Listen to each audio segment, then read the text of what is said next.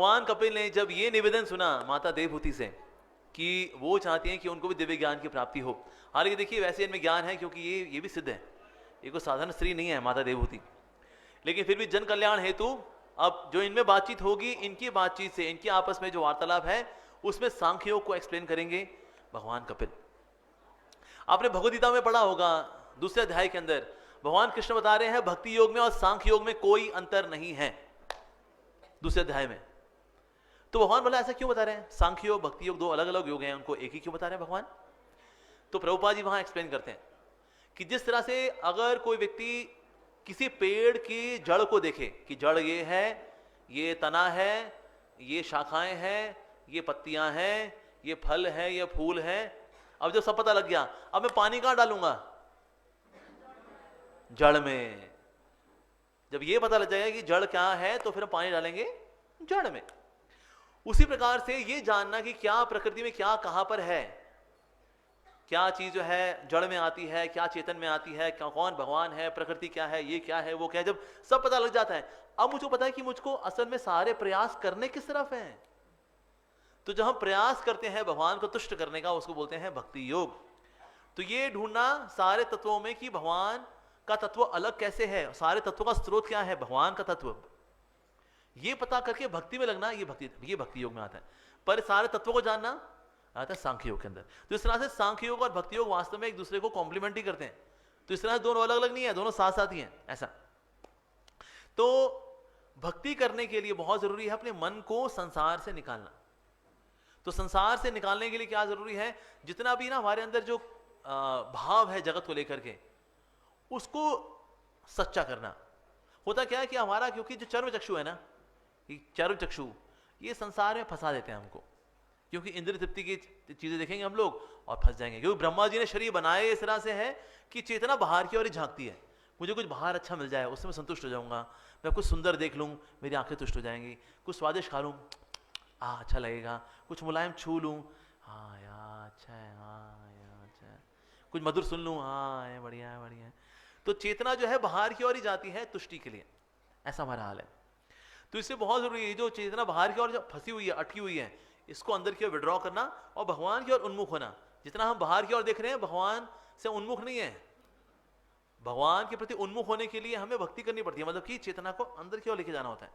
तो इसलिए बाहर से चेतना को ऐसे करने के लिए हमें सांख्यों की आवश्यकता पड़ती है। तो सांख्यों के बारे में फिर भगवान चर्चा शुरू करते हैं।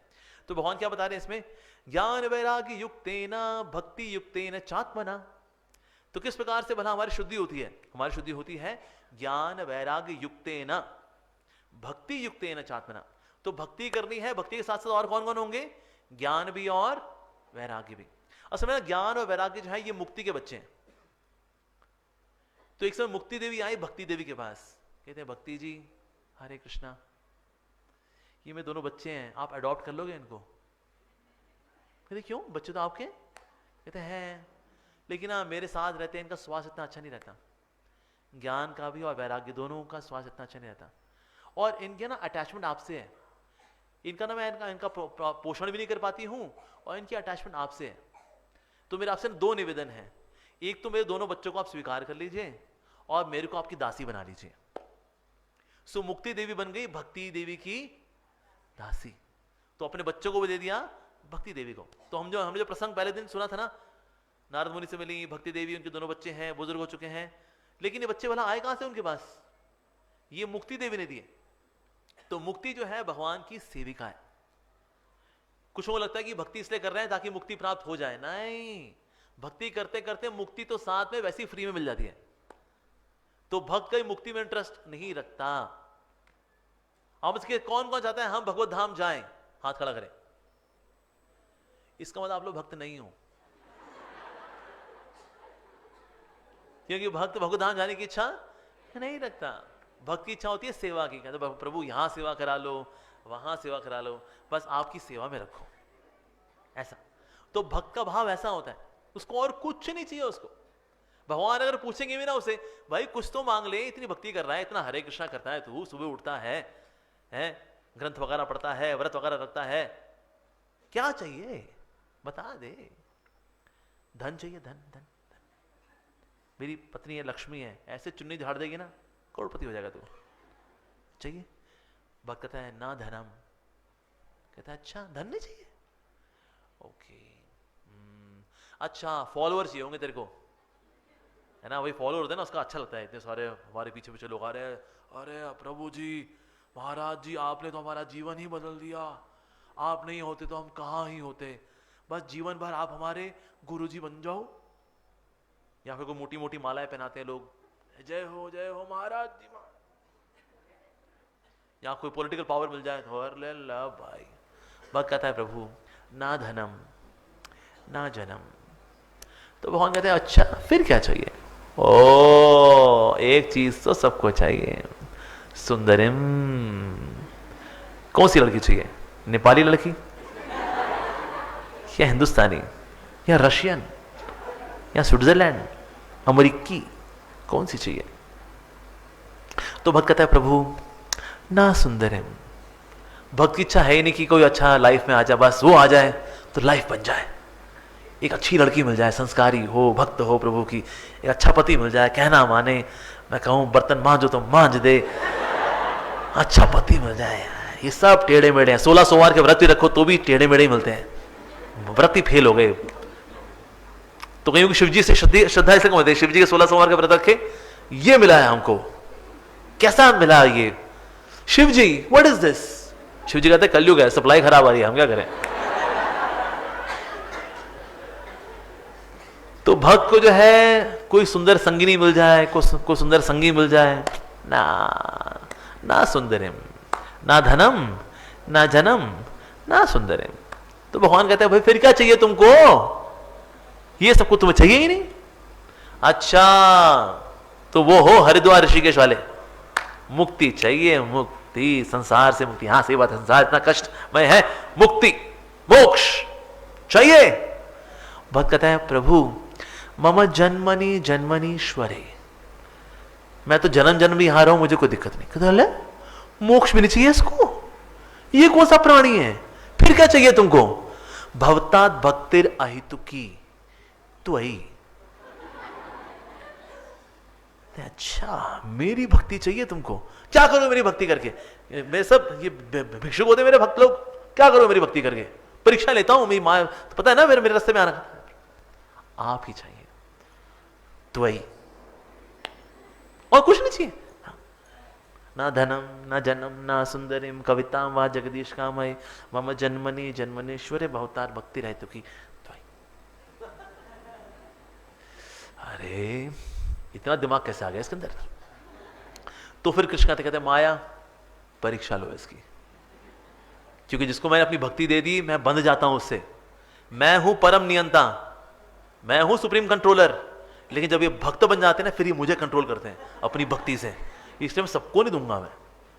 इसलिए भगवान भक्ति को देने में हिचकिचाते हैं, मुक्ति दे देते हैं, भुक्ति भोग इत्यादि जो चाहिए लबालब सब दे देते हैं भगवान, लेकिन भक्ति देने में थोड़ा सा रुक के देते हैं थोड़ा सा। हाँ सो माया जो है खूब घुमाती है, माया की कोई परीक्षाएं होती हैं, भक्ति यस। देखिए जगत के अंदर वैसे दुख की भी परीक्षाएं हैं, दुख की परीक्षाएं जो पार कर लेता है उसको सुख की परीक्षाएं देनी पड़ती हैं, क्योंकि सुख में भी ना व्यक्ति पागल होकर भगवान को भूल जाता है, कहता है सब बढ़िया चल रहा है, बढ़िया चल रहा है, बढ़िया चल रहा है। जो इसको ही पार कर लेता है माया की परीक्षा को, उसकी फिर भगवान परीक्षा लेते हैं। और भगवान परीक्षा लेते हैं धैर्य की।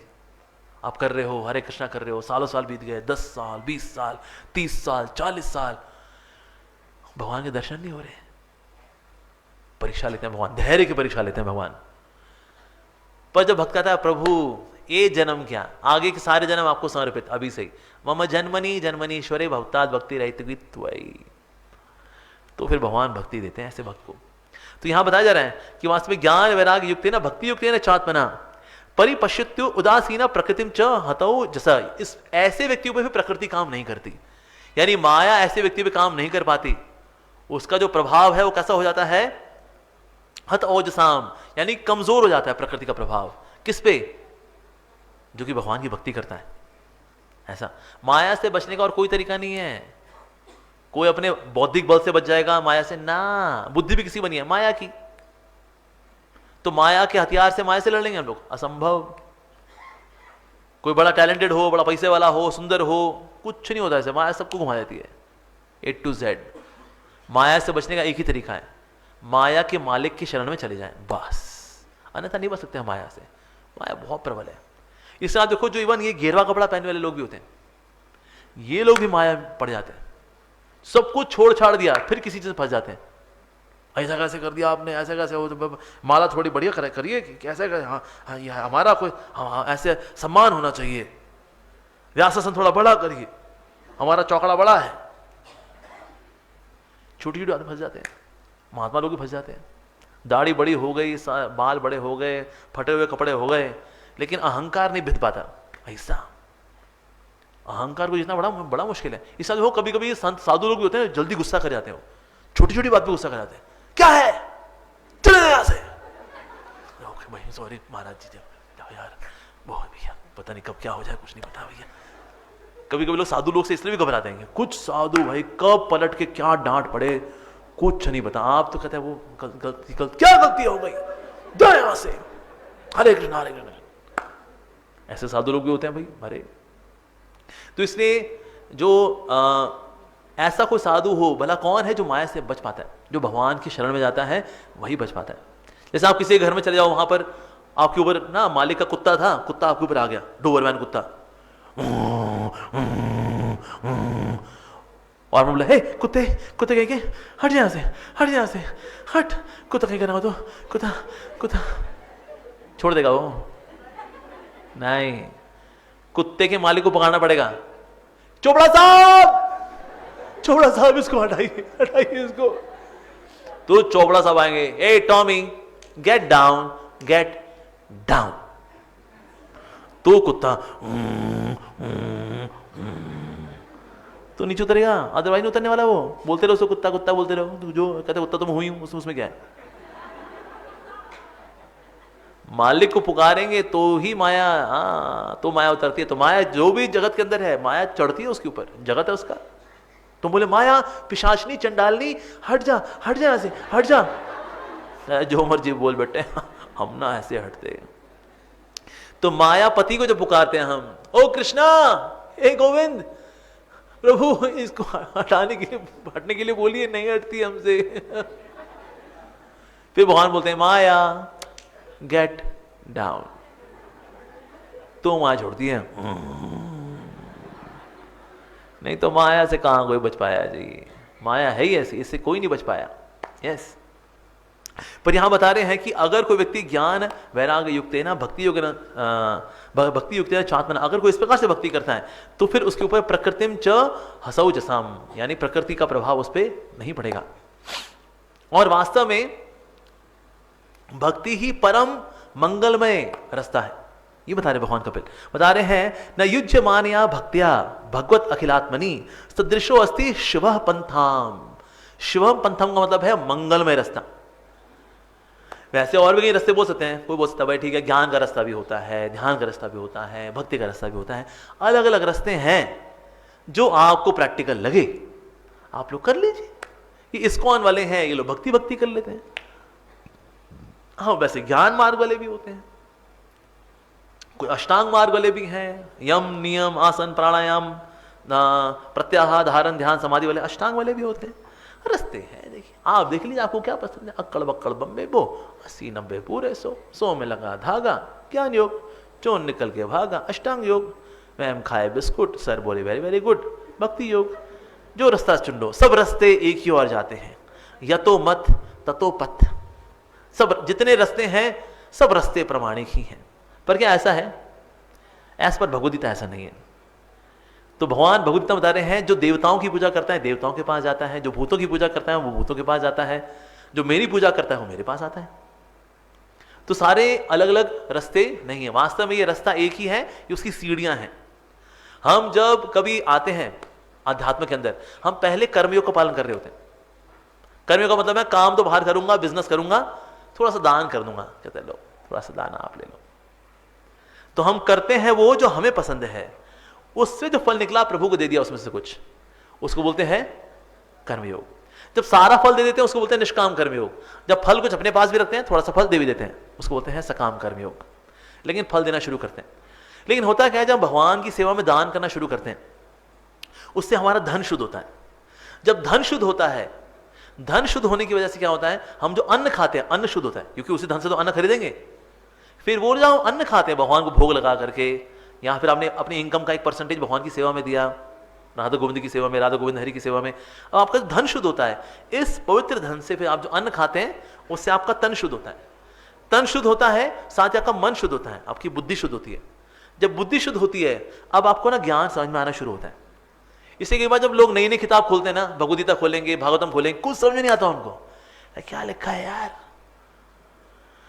क्या लिखा हुआ है ये, सदृशोस्ति शिवा पंथा योगी नाम ब्रह्म सिद्धये। छोड़ो भैया, अपने तो खोपड़े में नहीं जा रहे। शुरू में ग्रंथ जो है दिमाग में घुसते नहीं, ऐसे कई बार लोग किताब खोलते नहीं, ज्यादातर लोग ग्रंथ खोलते नहीं है, यार समझ में तो आना नहीं है यार, वो संस्कृत में दिया हुआ है, पठम पठम पढ़ानी, संस्कृत कभी ना आनी, आनी तो भूल जानी, मास्टर से डंडे खानी। कहाँ समझेंगे यार भाई। ये है, किसी का बुरा मत करो, सच बोलो, अच्छे काम करो। ये सब पोथियों के चक्कर में क्या ही पढ़ना, क्या पोथियों चक्कर में तुम इससे नहीं पढ़ रहे बेटा, तुम्हें समझ में नहीं आती इसलिए। तो ये समझ में आनी कब शुरू होती है, जब बुद्धि शुद्ध होती है। जब बुद्धि कब शुद्ध होती है, जब अस्तित्व शुद्ध होता है।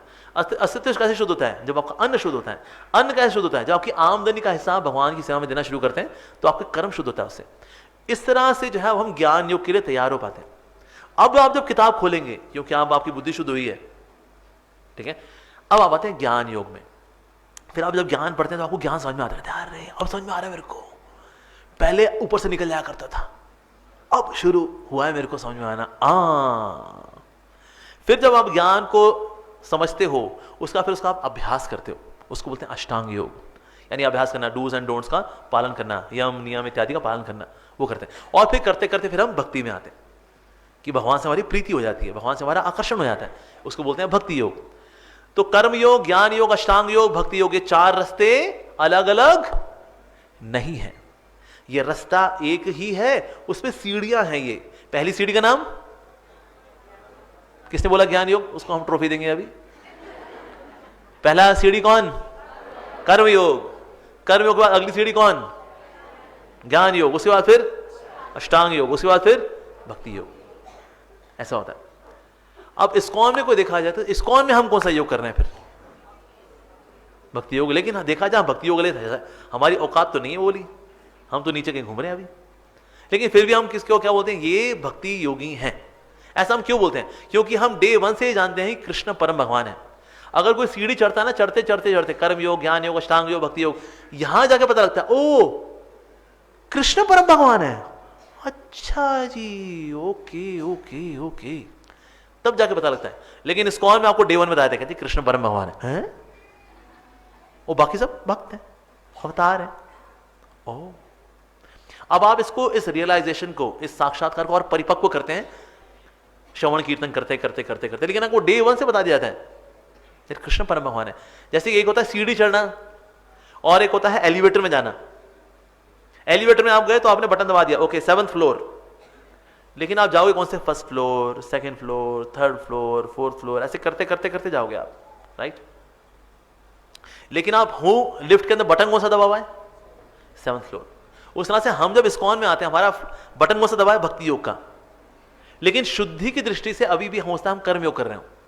जैसे कई भक्त हैं बिजनेस वगैरह कर रहे होंगे, थोड़ा सा मंदिर में दान करते हैं, प्रभु जी भगवान के राजभोग के लिए ये 11,000 रुपये स्वीकार करें, मैंने हर महीने का 10% बांधा हुआ है, 20% बांधा हुआ है, कृपा करके इसको स्वीकार करें प्रभु जी। तो हो सकता है वो कर्मयोग के लेवल पे कार्य कर रहा हो, लेकिन है कौन, वो भक्ति योगी है वास्तव में वो। ऐसा तो कौन सा रास्ता आसान होता है, सीढ़ी से चढ़ के जाने वाला या एलिवेटर से जाने वाला, एलिवेटर। और हम इस्कॉन में कौन क्या क्या करते हैं, सीढ़ी या एलिवेटर, एलिवेटर। फ्रॉम डे 1 हमारा बटन दबा हुआ है किसका, भक्ति योग का वास्तव में, इस प्रकार से। तो इसलिए यहां पर भगवान कपिल बता रहे हैं कि सदृशो अस्ति शिवा पंथा, इससे अधिक कोई शुभ रास्ता है ही नहीं। ये शुभ रास्ता इसलिए भी है क्योंकि ना इसमें आपको और कोई इसमें योग्यता नहीं चाहिए। जैसे ज्ञान योग को प्राप्त करने के लिए आपके में बुद्धि होनी चाहिए, इतनी बुद्धि हमारे अंदर है कि हम ज्ञान को पालन कर ले, सारे वेद उपनिषद पढ़ लें, कर लेंगे हम, कोई विरला कोई व्यक्ति होगा तो वो कर लेगा। जैसे कि ज्ञान योग के लिए आपको संस्कृत आनी चाहिए, अष्टाध्यायी आना चाहिए, 4000 सूत्र हैं, आते हैं? कर लेंगे ना अष्टाध्यायी? 4000 सूत्र याद कर लेंगे ना? नहीं कर सकते हम लोग। ज्ञान योग, अष्टांग योग के लिए आसन वगैरह लगाने पड़ते हैं। कई लोग तो आसन लगाते लगाते अपने साथ गड़बड़ी कर लेते हैं। मयूरासन किया और करते करते नाक तोड़ लिया अपनी, लो जी। शीर्षासन किया, धैड़ नीचे गिर गए। तो इसलिए हम बाकी आसन भी नहीं कर सकते, बड़ा मुश्किल है हमारे लिए। तो इसलिए हमारे लिए एक ही योग प्रैक्टिकल है कलयुग के अंदर, और वो है भक्ति योग। इवन अर्जुन ने बोला कि मैं जो आप बता रहे हैं अष्टांग योग का रास्ता, ये तो मतलब मैं वायु को वश में कर सकता हूं, लेकिन ये जो रास्ता बता रहे हैं ना, ये तो मैं नहीं कर सकता। जब अर्जुन नहीं कर सकते, हम किस खेत की गाजर मूली हैं हम लोग? बिल्कुल नहीं कर सकते। तो ये वास्तव में इसमें कोई आपको योग्यता नहीं चाहिए। ऐसे नहीं कि आपको भारतीय ही होना पड़ेगा, आपको ब्राह्मण ही होना पड़ेगा, आपको पुरुष ही होना पड़ेगा, नहीं। स्त्रियां हो, पुरुष हो, देसी विदेशी, भक्ति सब कर सकते हैं। इसलिए इसको बता रहे ये शिव पंथा है, यानी कि ये मंगलमय रास्ता है। और किसके लिए? सबके लिए। भक्ति का रास्ता सभी के लिए शुभकारी है। बाकी में होता है कि ना, आप मरे तो आपने जितना किया था अब वो बैक टू जीरो। मान लो आपने अष्टांग योग किया, मृत्यु हो गई, सिद्धि पूरी हो नहीं पाई थी, अब अगले जन्म में फिर से जीरो शुरू करना है। भक्ति योग में ऐसा नहीं है। भक्ति योग में हमने जितनी भक्ति की, अगले जन्म में जहां छोड़ी थी वहां से हम कंटिन्यू करते हैं। तो इसलिए भक्ति जो है सरल भी है और ये कैरी फॉरवर्ड भी होती है। बाकी योग कैरी फॉरवर्ड नहीं होते, आपको फिर से शुरू करना पड़ता है सिद्धि की ओर, फिर से शुरू करना पड़ता है सिद्धि की ओर। इस तरह सिद्धि प्राप्त होती है। साथ ही अब जो ज्ञान का रास्ता, उसे वैराग्य बहुत चाहिए। पर हमारे में कहां वैराग्य है जी? हम तो खाने पीने वाले लोग हैं। कई लोग तो आते हैं इस्कॉन में प्रसाद के लिए, कहते हैं प्रभु जी इस्कॉन में बाकी सब बकवास है, एक ही चीज अच्छी है बस, प्रसादा। खाना पीने वाले लोग, कलयुगी वाले लोग आ रहे, कहां ये और कुछ कर पाएंगे? वैराग्य वगैरह कुछ नहीं। तो इसीलिए भगवान कहते हैं ठीक है ठीक है, खाना पीना है, भोग लगाओ शुद्ध शाकाहारी, बिना प्याज लहसुन का, कर लो। चलो क्या क्या खाना है? छोला भटूरा, पराठा, हाँ Indian, south Indian, north Indian, हाँ कर लो, भोग लगा लो, कर लो। भक्ति योग जो है हमारी इंद्रियों को तृप्त भी करता है और उससे इंद्रियों को शुद्ध भी करता है, ऐसा। तो इससे सबसे अधिक प्रैक्टिकल है क्या? ये भक्ति योग है। और कलयुग वाला कोई कर ही नहीं सकता। अष्टांग वगैरह कहां? आज देखो जितने भी आज योगी लोग कराते हैं ना प्राणायाम वगैरह, प्राणायाम से पहले यम नियम आसन भी आता है। यम नियम कुछ कराते नहीं, यम नियम में आता है ये नहीं खाना, वो नहीं खाना, ये खाना, वो नहीं खाना, इतने बजे उठना ही, कुछ नहीं, जितने मर्जी उठो, सुबह उठो, गहरी सांस,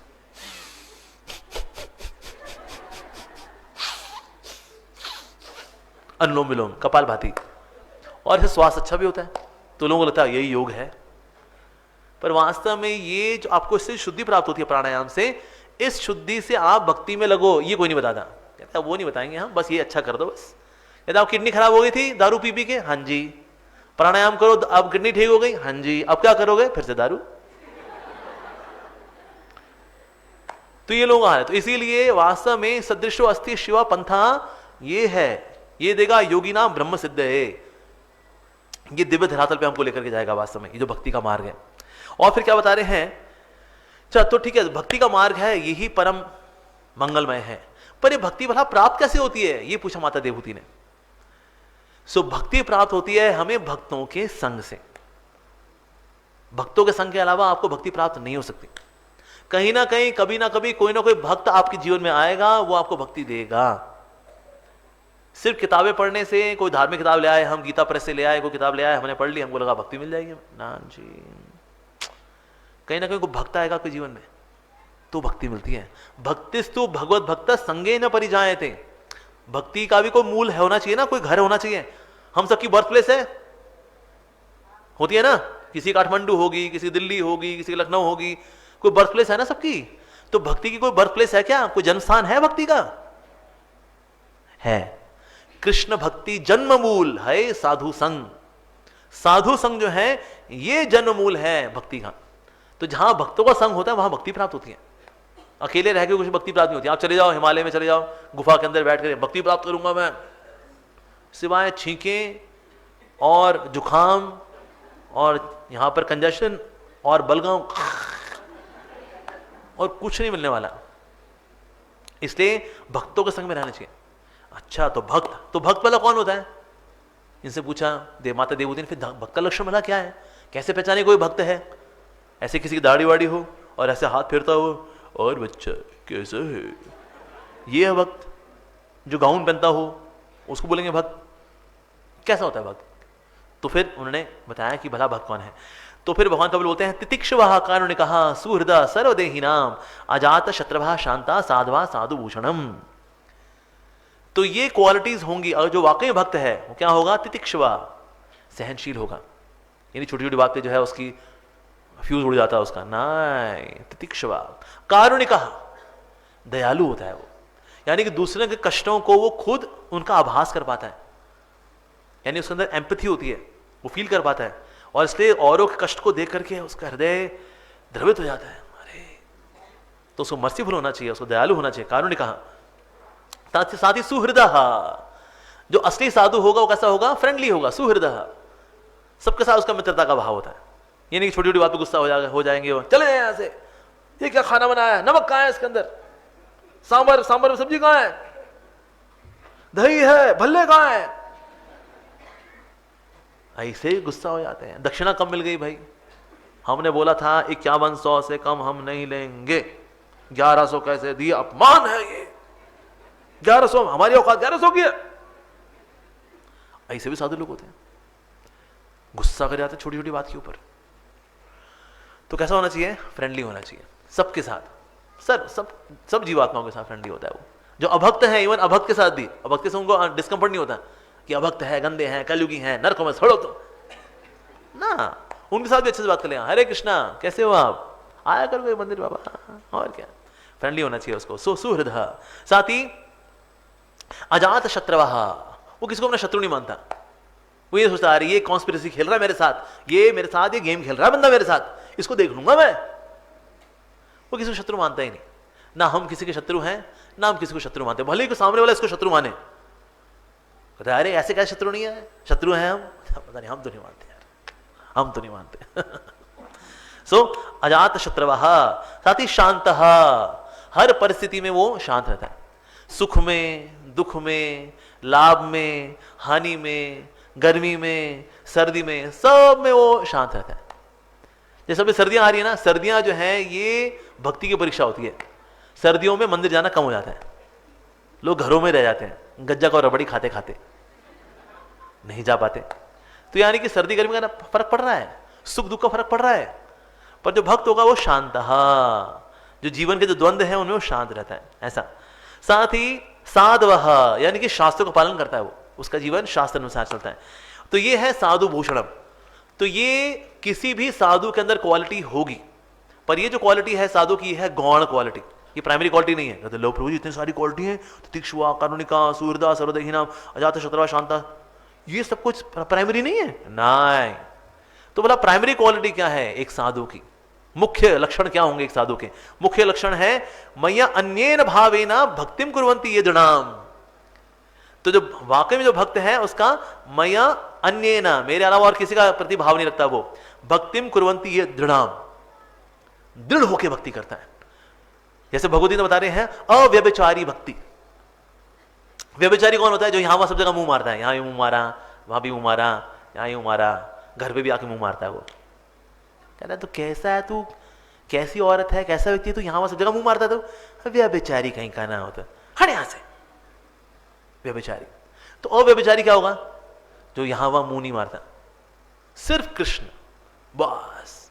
मय्या अन्येन भावेन भक्तिम कुर्वन्ति ये दृढ़ाम, और संसार को और कोई कार्य नहीं करता हो, ना ना ना, और कोई इंटरेस्ट नहीं है उसका, और कोई रुचि नहीं है कि कोई रेस्टोरेंट देखे तो सोचो यार कोई देख तो नहीं रहा, कहते भाई 2 प्लेट लगा यार और अंदर डाल करके झोले में ना, फिर उसका नहीं अन्य भावे ना हो गया। वो टीवी देख लेता है बीच बीच में, कहता वो प्रोग्राम बस ये एक प्रोग्राम है मेरा, इसके अलावा और कुछ नहीं, कुछ नहीं, लेकिन मुंह तो अभी मार रहा है। तो इसलिए एक आध को सीरियल देख लेते हैं, बस एक, बस ऐसा कुछ नहीं है, सारे एपिसोड नहीं देखे बिग बॉस के, एक तो बस वही देखे, बस देख लिया, कुछ किसी कुछ जगह कुछ खा लिया, यहाँ फिर सोए ही रह गए, सो मंगल आरती नहीं गए, सो अरे कोई बात, एक आध दिन छुट्टी भी चलती है, प्रभु जानते हैं मेरा भक्त थका हुआ है। नहीं, दृढ़ होकर के वो भक्ति करता है बस। और साथ ही दुनियादारी में ऐसा वो बहुत इन्वॉल्व नहीं होता, कभी कभी गृहस्थों को बातचीत करनी पड़ती है, पर ऐसा नहीं कि इन्वॉल्व हो ही गए कि उनके साथ शादियों में जाना जरूरी है, ना ना इतना जरूरी नहीं है। मैसेज भेज दिया, शुभकामनाएं, भगवान की कृपा आप पे बनी रहे, राधा गोविंद हरि की जय, हरे कृष्णा, आ नहीं पाऊंगा क्षमा चाहता हूं। तो ऐसे जो भक्त होगा वो और ज्यादा सगे संबंधियों में वहां इतना नहीं रमता, वो ऐसा होता है। तो ये उसका प्राइमरी कैरेक्टरिस्टिक है, ये उसका मुख्य लक्षण है।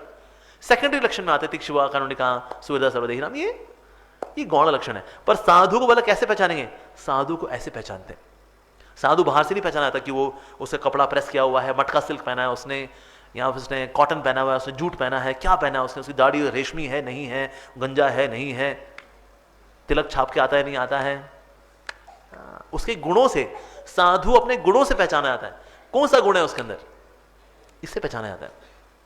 अगर साधु अकेले में फाफा फूफू कर लेता है, साधु जी आप साधु ना हो, अब तो स्वादु हो, तो ऐसे लोगों से बच के रहना चाहिए। तो चलो ठीक है, अब साधु संघ में तो हम आ गए, तो साधु संघ में आकर के फिर करना क्या होता है फिर हमको? तो ये पूछा माता देवहूति ने। तो भगवान कपिल ने बताया हमें क्या करना चाहिए। सताम प्रसंगान मम वीर्य संविदो भवन्ति हृत्कर्ण रसायना कथा तज्जोषणादाश्वापवर्ग वर्तमनी श्रद्धा रतिर्भक्तिरनुक्रमश्यति। तो हमें क्या करना चाहिए साधु संघ में आकर के? सताम प्रसंगान मम वीर्य संविदो, भगवान की जो गाथाएं हैं इनका श्रवण कीर्तन करना चाहिए। तो जब भी हम कभी साधु के पास जाए ना, हमारे पास कुछ स्पिरिचुअल डिस्कस करने को होना चाहिए। सिर्फ यही चर्चा होगी बस महाराज जी आप आशीर्वाद दीजिए, हमारा परिवार फले फूले, फले भले ना लेकिन फूले जरूर, आप बस आशीर्वाद बनाइए, हमारा बिजनेस फले फूले, हम चाहते हैं बस अगले 2 साल में बिजनेस डबल हो जाए, क्योंकि बच्चे भी बड़े हो रहे हैं, तो बस आशीर्वाद बनाए रखिए बस। इसके लिए नहीं जाना चाहिए साधु के पास। बच्चा नहीं हो रहा है जी, बस आशीर्वाद दे दो, 3 लड़कियां हो गई, 1 लड़का भी तो हो, वंश हमारा चल नहीं रहा है, कृपा कर दो कृपा कर दो कृपा कर दो, प्रमोशन हो रही कृपा कर दो कृपा कर दो, मांगलिक लड़की नहीं मिल रही है, कृपा कर दो कृपा कर दो कृपा कर दो। एक समय व्यक्ति आया था प्रभुपाद जी के पास, कहा स्वामी जी कृपा कर दीजिए। प्रभुपाद जी का मेरी कृपा चाहिए तुमको? तो आसपास प्रभुपाद जी के शिष्य बैठे थे, अमेरिकन यूरोपियन बैठे हुए थे, सबके सब पूर्णिमा का चांद। तो प्रभुपाद ने कहा मेरी कृपा ये है, ये मेरी कृपा है, चाहिए? कहता है नहीं महाराज जी धन्यवाद धन्यवाद। फिर प्रभुपाद जी ने बोला साधु की असली कृपा उसके मुख से निकलती है और कानों से धारण की जाती है। हमें लगता है उसके हाथों में कृपा होगी, यहां से कुछ निकलेगा और इस प्रकार से ब्लूटूथ से टेक्नोलॉजी से डाउनलोड हो जाएगा और हम लेते रहेंगे, बस महाराज जी हो गया हो गया हो गया हो गया हो गया। उसके हाथों में उसकी कृपा है, पर असली कृपा साधु के मुख में होती है। तो साधु के पास क्या करना चाहिए? सताम प्रसंगन मम वीर्य संविदो, भगवान की गाथाएं सुननी चाहिए, जाकर उनसे सवाल जवाब करना चाहिए। मैंने गीता पढ़ा, ये समझ में नहीं आया, प्रभु जी थोड़ा समझाएंगे, माता जी थोड़ा समझाएंगी। ये करने के लिए हमें जाना चाहिए साधु के पास। जब हम ये करेंगे तो उससे क्या होगा? फिर भवंति हृत कर्ण रसायन कथा, भगवान की कथा कैसी है? रस के समान है। किसके लिए रस? हृदय के लिए भी और कर्ण के लिए भी। सुनने में भी अच्छी लगती है भगवान की कथाएं और हृदय को अच्छी लगता है। तो हालांकि हमारी कंडीशन स्टेज है, हम लोग भगवान के प्रति हमारी ऐसी कोई रति है नहीं अभी, इससे कुछ तो कथा में भी सो जाते हैं। खैर कुछ तो खैर कथावाचक भी होते हैं, वो सुलाने के लिए ही आते हैं। ऐसे कथा करेंगे और अरे अरे अरे आज एक बहुत ही महत्वपूर्ण विषय पर चर्चा करेंगे कि आप सब वहां सो जाइए और हम यहां सो जाते। वाह जी वाह। तो कुछ तो कथावाचक आखिर सुनाने के लिए आते हैं, चलो सो जाओ सो जाओ सो जाओ, तुम सब थके होगे, सो जाओ सो जाओ सो जाओ। लेकिन कभी कभी हम थके भी होते तो भी हम सो जाते हैं, ऐसे भी होता है। लेकिन जब भी हम जाएं, हम तो वास्तव में जब कथा सुनते हैं तो अगर हमें कथा में रस नहीं आ रहा है, इसका मतलब बीमार कौन है? हम लोग बीमार हैं। जैसे कोई जॉन्डिस अगर किसी को हुआ होता है तो उसको मीठी चीज मीठी नहीं लगती, लेकिन डॉक्टर रेकमेंड करता है लेकिन आप रसगुल्ला खाइए, आप गन्ने का जूस पीजिए, उससे आपका लीवर ठीक होगा। लीवर ठीक होगा तो जॉन्डिस से आप बच जाएंगे। तो इसे जो चीजें अभी स्वादिष्ट नहीं लगती हैं वही लेनी पड़ेंगे। तो ये हरि की कथाएं हो सकता हमें बहुत आस्वादनीय ना लगे, क्योंकि हमें हो रखा है स्पिरिचुअल जॉन्डिस, हमें है पीलिया। लेकिन पीले में क्या करना पड़ेगा? जो चीज है मिठाई, शुरू में है दवाई। दवाई ले लेके जब ठीक हो जाएंगे, वही दवाई बन जाएगी मिठाई। ऐसा तो इसलिए जो है हमें क्या करना चाहिए? भवंती हृतकर्ण रसायन कथा तज्जोषणात्। तो वहां से हमारी जो रुचि बनती है भगवान के अंदर, भगवान के बारे में सुन सुन के। सो अपवर्ग वर्तमनी, अपवर्ग, पवर्ग क्या होता है? प फ ब भ म, पवर्ग बोलते हैं उसको। प फ ब भ म, प से परिश्रम, फ से फेन। चलो बहुत परिश्रम करते हैं, मुंह से झाग आ जाती है उनके, फेन। प फ ब से बंधन, कर्मों के बंधन। भ से मतलब भय, कुछ हो तो नहीं जाएगा, सब चलेगा ना बेटा? तुम आए नहीं बेटा, फोन नहीं किया बेटा, सब ठीक है? ठीक है, ओके। भय, हमको कोविड हो गया तो भय, चोरी हो गई तो भय, फिर हम मृत्यु, नहीं चाहते मृत्यु, पर कभी भी आ सकती है मृत्यु। बिना कोई मिस्ड कॉल दिए, बिना कोई व्हाट्सएप मैसेज भेजे मृत्यु आ जाती है, बस खलास। इसको बोलते हैं पवर्ग। प फ ब भ म, प से परिश्रम, फ से फेन, ब से बंधन, भ से भय, म से मृत्यु। और भागवतम अगर भगवान की हरि कथा को सुनता है तो क्या होगा? अपवर्ग वर्तमनी, तो बंधन को काट देती है। प फ ब भ म को काट देगी। सांसारिक परिश्रम ठाए, फेन ना, नो मोर फेन, चरणामृत। ब बंधन कट जाते हैं। भ काय का भय, कृष्ण है ना। भजौ रे मन श्री नंद नंदन, अभय चरणारविंद रे। और मृत्यु का दायरे, मृत्यु क्या, यहां तो अगला जन्म होगा, भक्ति रूप में होगा, सेवा करेंगे, सिद्धि हो गई, कृष्ण प्रेम मिल गया तो वो लोग जाएंगे, चित्त भी हमारी, पट भी हमारी, क्या मृत्यु का डर? कोई डर वाली बात नहीं है। ऐसा होता है भक्त। तो इसलिए भगवान के इस प्रकार से जब कोई श्रवण इत्यादि करता है तो फिर क्या होता है? श्रद्धा रतिर भक्तिर अनुक्रमश्यति, इस प्रकार से क्रम में हमारी भक्ति आगे बढ़ती है। तो श्रद्धा, फिर रतिर यानी भाव भक्ति, फिर भक्ति यानी प्रेम भक्ति, अनुक्रमश्यति, इस प्रकार से हम आगे बढ़ते हैं। तो शुरू में क्या होती है? श्रद्धा। श्रद्धा आएगी, फिर हम साधु संग ढूंढेंगे। साधु संग में क्या मिलेगा हमें? भजन क्रिया। भजन क्रिया सुनेंगे, कुछ भगवान का नाम लेंगे, भजन क्रिया। भजन क्रिया करने से क्या होगी? अनर्थ निवृत्ति। अनर्थ निवृत्ति जब हो जाएगी तो फिर क्या होगा? फिर निष्ठा पे आ जाएंगे हम, यानी कि अब निष्ठा पूर्ण होकर के भक्ति करते हैं। आप डामाडोल नहीं होते भक्ति करते हुए। निष्ठा, निष्ठा आने के बाद फिर क्या होगा? रुचि आएगी। भगवान के बारे में रुचि आएगी। तो पहले रुचि नहीं आती थी, अभी रुचि आती है। अभी मन करता है हम कुछ करें, भक्ति वाला कुछ करें, रुचि। फिर आसक्ति, भगवान से डीप अटैचमेंट, उसको बोलते हैं आसक्ति। फिर आता है भाव, फिर आता है प्रेम। इस प्रकार से श्रद्धा रतिर भक्तिर अनुक्रमश्यति, इस प्रकार से हम भक्ति में आगे बढ़ते हैं। ऐसा तो यहां पर बता रहे हैं कि हमें साधु संग में अगर करना चाहिए तो क्या करना चाहिए? ये करना चाहिए, चर्चाएं करनी चाहिए। भगवान की चर्चा करते हैं, जिसकी चर्चा करेंगे उससे हमारा मन आसक्त हो जाता है। जैसे पुरुष स्त्रियों से क्यों आसक्त होते हैं? क्योंकि स्त्रियों की इतनी चर्चा की है, कहते हैं यार ऐसे दिखती है, ऐसे चलती है, ऐसे मटक है, ऐसे झटक। तो सुन सुन के ना स्वाभाविक आकर्षण हो जाता है स्त्रियों से। स्त्रियों का आकर्षण पुरुषों में हो जाता है, क्योंकि वो भी इनकी चर्चा करती है। कहते वो उसको देखा तूने यार, कितना प्यारा बंदा है यार, कितना क्यूट है यार, मेरा है वो, उसको मत देखा कर तू। तो स्त्रियां पुरुषों की चर्चा कर करके उनसे आसक्त हो जाती है।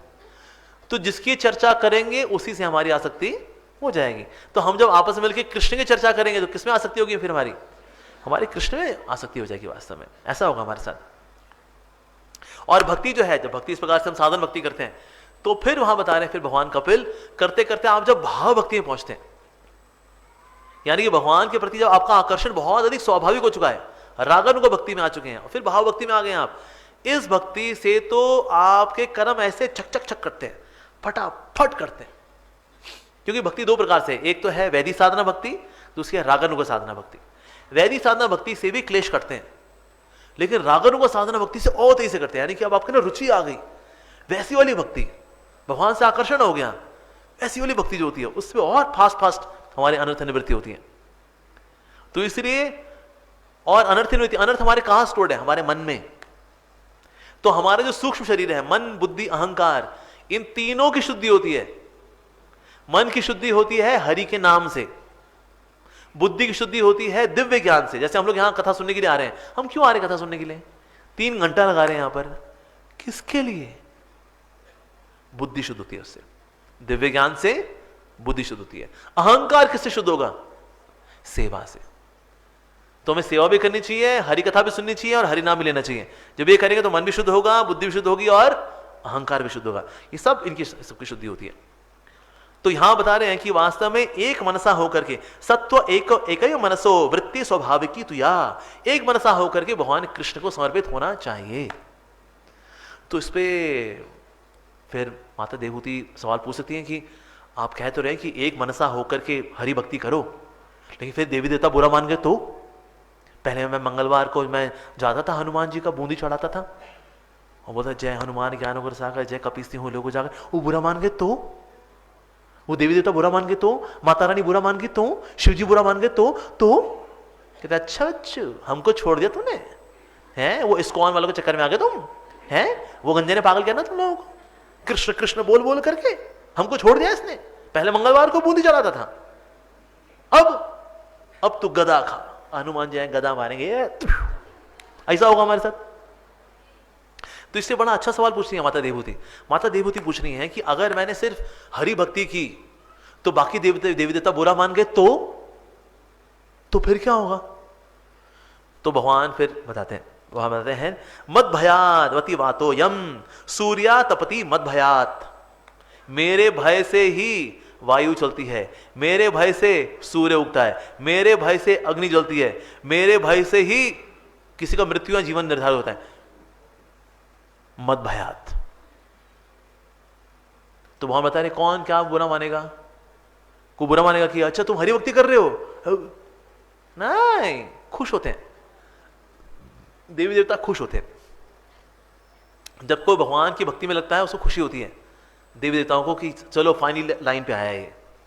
नहीं तो मांगता रहता था आज तेरा जगराता माता माता माता, मां मुरादे पूरी कर दे हलवा बांटूंगी, मां मुरादे पूरी कर दे तो मैं हलवा बांटूंगी। लेकिन अगर मुरादे पूरी नहीं हुई तो हलवा नहीं बटेगा, और जो मुरादे पूरी होगी तो सिर्फ हलवा ही बटेगा, पूरी नहीं बटेगी, क्योंकि पूरी की बात हमने कभी कॉन्ट्रैक्ट में लिखी नहीं थी।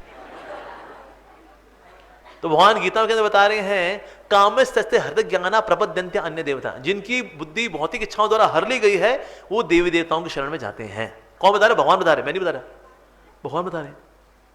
और जो देवी देवताओं की शरण में जाता है वो मेरी ही पूजा कर रहा है, पर वो क्या कर रहा है? अविधि पूर्वकम। 9वें अध्याय के 23वें श्लोक में आता है वो अविधि पूर्वकम कर रहा है। लेकिन इसका मतलब ये भी नहीं कि हम देवी देवताओं का सम्मान ना करें कि अब तो हम कृष्ण भक्त हो गए जी, परम भगवान तो वही है, अब क्या देवी क्या देवता तो ऐसा होगा भक्त? नहीं। अगर हम कभी शिव जी के मंदिर के सामने से गुजरे तो हमें नमन करना चाहिए कि यहां पर परम वैष्णव शिव जी यहां विराजमान है। हे शिव जी, मेरी साधन भक्ति अच्छी चले, बड़ा अहंकार है अंदर, ये त्रिशूल से एक बार थोड़ा पंचर मार दो उसको। हे माता सरस्वती देवीम सरस्वतम व्यासम, आप मुझे आशीर्वाद दीजिए, भागवतम समझ में आए, ये ना सीमेंट की बोरियां हैं मेरे सर के अंदर, कुछ समझ में नहीं आता मेरे को। तो हे सरस्वती माँ, आप आशीर्वाद दें कि मैं भागवतम समझ सकूं। हम इस प्रकार से देवी देवताओं से जब भक्ति वाला आशीर्वाद मांगते हैं, ये लोग भर भर के आशीर्वाद देते हैं। यार चलो किसी ने ढंग का आशीर्वाद मांगा, ये मांगते रहते हैं, हमको ये दिला दो, हमको वो दिला दो, हमको ये कर दो, हम वो कर दो, ये झलकुमार है सारे के सारे। लेकिन हम जब उनको भक्त मानते हुए भगवान हरि की भक्ति मांगते हैं, उनको बड़ी खुशी होती है। तो देवी देवता नाराज नहीं होते इससे कि अच्छा अब तुम कृष्ण भक्ति करोगे, हमें छोड़ दिया तुमने, नहीं, खुश होते हैं। हनुमान जी खुश होंगे, सदा रहो रघुपति के दासा, तो दास को खुशी होगी ना, चलो मेरे स्वामी की सेवा में लग गया है, राम जी की सेवा में लग गया, चलो बहुत बढ़िया हो गया, बहुत बढ़िया बहुत बढ़िया, खुशी होगी उनको। शिव जी को खुशी होती है इससे। मुझको याद है मैं पहले शिव जी का भक्त था, और मैं जब इस्कॉन से नया नया जुड़ा तो ना मेरा मन अब कृष्ण की ओर होना शुरू हुआ, और मैं शिव जी आगे इतना रोया, मैंने कहा ये शिव जी ये ठीक नहीं है, मेरा मन आपसे अब ये कृष्ण की ओर जा रहा है, मेरे को नहीं करना है कृष्ण की भक्ति, मैं आपका भक्त था, हूं और रहूंगा, आप मेरे मन को संभालो, आप मेरी मदद करो। और मैंने रो रो के प्रार्थना की थी शिव जी से, और शिव जी ने मेरी एक रत्ती भर नहीं सुनी, क्योंकि शिव जी गुरु हैं और गुरु काम है हरि से मिलाना। उन्होंने कहा तो हरि की ओर जाता रहा, तू सही कर रहा है, कुछ नहीं सब प्रार्थना बकवास हमारी, चलो चलो चलो यहाँ से। ऐसा तो इससे देवी देवता जो है प्रसन्न होते हैं जब हम भक्ति करते हैं। तो कोई भी हरि का भक्त जो होगा ऐसा नहीं देवी देवताओं का सम्मान नहीं करेगा। मैं एक व्यक्ति को सुन रहा था, कहते क्या है जो देवी देवता है सब कम बुद्धिमान है। तो सीनियर डिवोटी वहां पर थे, कहते अपमान है देवी देवताओं का। देवी देवता कम बुद्धिमान नहीं है, उनके भक्त कम बुद्धिमान होते हैं जो उनसे सांसारिक चीजें मांगते रहते हैं, लेकिन वो कम बुद्धिमान नहीं है, वो प्रभु के भक्त है सबके सब। लेकिन फिर भी डरने वाली बात नहीं है, क्योंकि सब कुछ चलता किससे है? मद भयात वाति वातो यम सूर्यस्तपति मद भयात। हाँ, वशत इंद्रो, अगर बारिश होती है तो कौन करता है? इंद्र करता है। मद भयात अग्निर मृत्युश्चरति मद भयात। बहुत बताया तो भाई हमारे भय से सब कुछ चल रहा है। जहां मैनेजमेंट है वहां थोड़ा भय चाहिए होता है। अगर आप मैनेजमेंट में सारा भय निकाल दो कि नहीं सब अच्छा रखो, देखना सब अपना काम करता है, अरे कुछ नहीं कहते यार वो चिंता करने वाली बात नहीं है। बहुत उदार व्यक्ति है, लेट ही पहुंचो कोई दिक्कत नहीं, काम पूरा नहीं भी करो। भयात, थोड़ा भय रखना पड़ता है वेयर देयर इज मैनेजमेंट। तो जहां कॉस्मिक मैनेजमेंट की बात करेंगे, यानी ब्रह्मांड के अंदर जो मैनेजमेंट है उसमें भगवान ने भयात रखा, सुचारू रूप से सब चलना चाहिए। लेकिन ऐसा नहीं भगवान इज ए डिक्टेटर, भगवान एक तानाशाह है, काम क्यों नहीं हो रहा है? ए वायु काम, इंद्र बारिश टाइम से होनी चाहिए, जी जी। ये वो वाला भयात नहीं है, ये वास्तव में ऐश्वर्य भाव वाला भयात है कि भगवान को बहुत महान मानते हुए और खुद को तुच्छ सेवक मानते हुए भयात, वैसा वाला भयात। तो इसलिए हमें घबराना नहीं चाहिए और हमें भक्तों के संग में जाना चाहिए और ज्ञान प्राप्ति करनी चाहिए। तो फिर माता देवहूति ने पूछा कि अच्छा जो ज्ञान प्राप्ति है वो हम कैसे करें? क्योंकि हम लोग ज्ञान प्राप्ति नहीं कर पाते, बिकॉज हम लोग इतने डिस्ट्रैक्टेड हैं, हमारा मन कभी यहां भागता है कहीं वहां भागता है। तो भला ज्ञान अर्जन करने के लिए हमारा भाव कैसा होना चाहिए? उन्होंने पूछा। तो उन्होंने क्वालिटीज बताया कि एक व्यक्ति जो कि ज्ञान प्राप्त करना चाहता है उसमें क्या क्या क्वालिटीज होनी चाहिए। तो उन्होंने पहला बताया सर्वभूत समत्व। अगर आपको ज्ञान प्राप्त करना है तो सर्वभूत समत्व। अगर आपने दुनिया को बांट दिया, ये मेरा शत्रु है, ये मेरा मित्र है, ये मेरा हितैषी है, ये मेरा हितैषी नहीं है, ये अपना है, वो पराया है, ये चीजें ना आपकी चेतना का इतना भाग ले जाएंगी कि आप किताब खोल ही नहीं पाओगे, कुछ समझ में नहीं आएगा। विशेष रूप से अगर शत्रुता हो जाए तो शत्रुता के भय में मैं देख लूंगा उसको, अब ये चीज ना आपका बुद्धि इतनी खा जाएगी कि आप किताब खोलोगे कुछ समझ में आएगा नहीं, किताब खोल ही नहीं पाएगी आपको। ऐसा साथ ही ब्रह्मचर्य का पालन करना चाहिए। इवन गृहस्थ आश्रम के अंदर भी जहां तक हो सके प्रैक्टिकली गृहस्थ जीवन में भी ब्रह्मचर्य का पालन करना चाहिए। इससे ज्ञान प्राप्ति होती है। होता क्या है, जब हमारे शरीर की जो वाइटल एनर्जी है, हम कुछ क्षणों के आनंद के लिए उसको बहाते रहते हैं अगर, तो उसी वजह से ना हमारी बुद्धि कमजोर होती है। फिर आपको संसारिक चीजें हो सकता है थोड़ी बहुत समझ में आ जाए, लेकिन आध्यात्मिक चीजें बिल्कुल समझ में नहीं आती कि क्या चल रहा है यार, ये क्या है ये।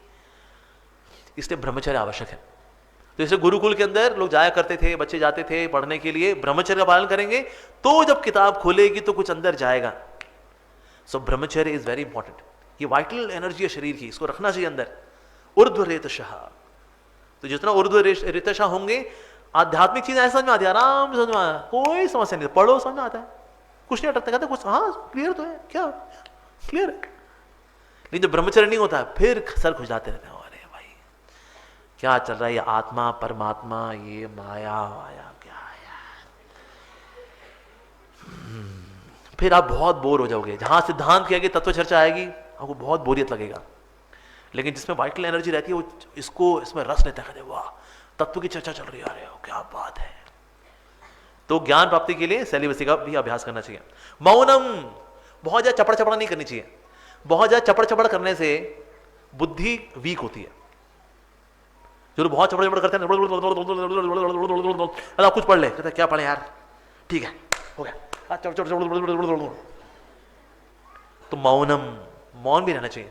मौन का मतलब यह भी है कि आप हरि चर्चा करें, उसमें आप घंटों घंटों बोलो, उसमें आप घंटों घंटों बोलो। मौन का मतलब ये नहीं कि कृष्ण के बारे में नहीं कुछ नहीं। लेकिन वैसे अगर मौन रहते हैं कि वहां चपड़ चपड़बाजी जब नहीं करते आप, उससे आपका गांभीर्य बढ़ता है। उससे जैसे कहीं ऐसे कोर्स है जो कि हफ्ता भर आपको बातचीत नहीं कराएंगे, तो चुप रहो, मौन रहेगा, फला फला जगह पे हमने कैंप लगाया है, कुछ बोलना नहीं है, ठीक है जी, आइए हमारे कैंप में आइए, विपासना कैंप है, बहुत बढ़िया कैंप है, चुप रहना है। तो उसके बाद जब लोग बाहर निकलते हैं उनको अच्छा लगता है, क्योंकि 7 दिन बिना बकवास किए रहे, उससे अच्छा लगता है, उससे गांभीर्य बढ़ता है। लेकिन उसमें इनकम्प्लीटनेस ये है कि आपको फालतू बातें नहीं बोलनी, लेकिन कृष्ण के बारे में बोलना है। लेकिन जब कृष्ण के बारे में कुछ पता ही नहीं होगा तो बोलेंगे क्या, हक कुछ नहीं, तो मौनम वो रखना चाहिए। साथ ही भगवान कपिल ने बताया मित भुक, ज्ञान प्राप्त करने के लिए you should be regulated in eating. आपको खाने पीने में आपको मित भुक होना चाहिए। ऐसा नहीं है जो आ रहा है, अरे आन दे, गुलाब जामुन है 2 डाल, ए पनीर अरे और डाल, ए भटूरे चल 2 डाल, ये थोड़ा डब्बा भी भर दे मेरा। तो पहले ये डब्बा भरा, फिर ये मल्टी स्टोरी अपार्टमेंट ये भर के, फिर घर पहुंचे, आज देखो क्या क्या लेके आए हम। तो ऐसा व्यक्ति भी जो है ज्ञान अर्जित नहीं कर पाता। तो मित भूख होना चाहिए, यानी कि ऐसे व्यक्ति को रेगुलेटेड होना चाहिए। साथ बता रहे जो भक्त होता है उसको मुनि होना चाहिए, यानी थॉटफुल होना चाहिए। जो भी हम ज्ञान प्राप्त करें, सुने, उसके बाद उसका मनन भी करना चाहिए। हमने क्या क्या सीखा, मनन करने से ज्ञान अंदर समाहित होता है, मुनि भी होना चाहिए उसको। साथ ही विविक्त शरण, यानी ऐसे स्थान पे रहना चाहिए जहां पर कि लोग बहुत सोशलाइज ना कर रहे हैं, जहां लोग आ रहे हैं जा रहे हैं बातचीत कर रहे हैं, ऐसी जगह पे आप ज्ञान प्राप्त नहीं कर सकते। मान लो अपने घर में ही हो आप, वहां पर डाइनिंग हॉल है, लोग आ रहे हैं जा रहे हैं, खा रहे हैं पी रहे हैं चल रहा है, वहां कोई क्या ज्ञान प्राप्त करेगा। लोग टीवी देख रहे हैं, TV dance India dance next season,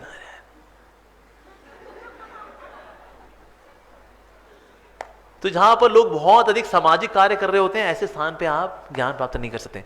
even आपको घर के अंदर भी एक ऐसा सेक्शन बनाना चाहिए जहां पर कि आप शांति से ज्ञान को प्राप्त करें। छोटी जगह हो, बहुत बड़ी सारी जगह ना हो, छोटी ऐसी जगह होनी चाहिए। तो ऐसी सिक्लूडेड जगह होनी चाहिए, एकांत स्थान होना चाहिए, शांतो पीसफुल होना चाहिए, शांत स्वभाव से होना चाहिए। मैत्र, मित्रता का भाव रखें सबसे। आप मित्रता का भाव रखोगे ना, आपका मन शांत रहता है, तो आप ज्ञान ले पाओगे। जितना मित्रता का भाव नहीं है तो मन अशांत रहता है, और अशांत मन में ज्ञान अंदर नहीं जा पाता। तो ऐसा होना चाहिए। फिर करुणा, करुणा का भाव होना चाहिए। और आत्मवान, यानी कि व्यक्ति को दृढ़ प्रतिज्ञ होना चाहिए कि मेरे को ज्ञान प्राप्त करना है, ऐसा। और साथ ही यत इच्छ्यो फल देना संतुष्ट हो, जो अपने आप स्वाभाविक रूप से आ जाए उसमें संतुष्ट होना चाहिए। जैसे मान लो कोई नौकरी करता है, कहते बस हमने 8-9 घंटा देना था, दे दिया, इसके अलावा और काम नहीं करने का। या सर लेकिन थोड़ा और बढ़ा देंगे ना बिजनेस, तो यहाँ फिर ना और प्रॉफिट होगा। इतने से जो आ रहा है, 2 वक्त की रोटी चल रही है ना, चल रही है, पराठे वो भी चल रहे, नूडल्स वो भी चल जाते हैं, बहुत है। लेकिन सर दुनिया कहां की कहां निकल रही है, तो निकलने दो। तो सर आपको नहीं बढ़ना उस प्रतिस्पर्धा में, नहीं जाने दो। तो सर लेकिन दुनिया कहां की कहां चली जाएगी, फिर आप कहां की कहां ही रह जाओगे। हाँ जाने दो। तो जो स्वाभाविक रूप से अपने आप आ जाए उसमें संतुष्ट व्यक्ति को रहना चाहिए। जैसे ब्रह्मचारी को तो खैर नौकरी भी नहीं करनी चाहिए। तो सोचा वो क्या होगा बुढ़ापे में हमारा, इनकी तो फिर भी पत्नी बच्चे कुछ है जो देख लेंगे बुढ़ापे, हमारा क्या होगा जी, हमारे तो ना पत्नी, बुढ़ापे कौन पूछेगा जी, सुनते हो चाय बना लाऊं।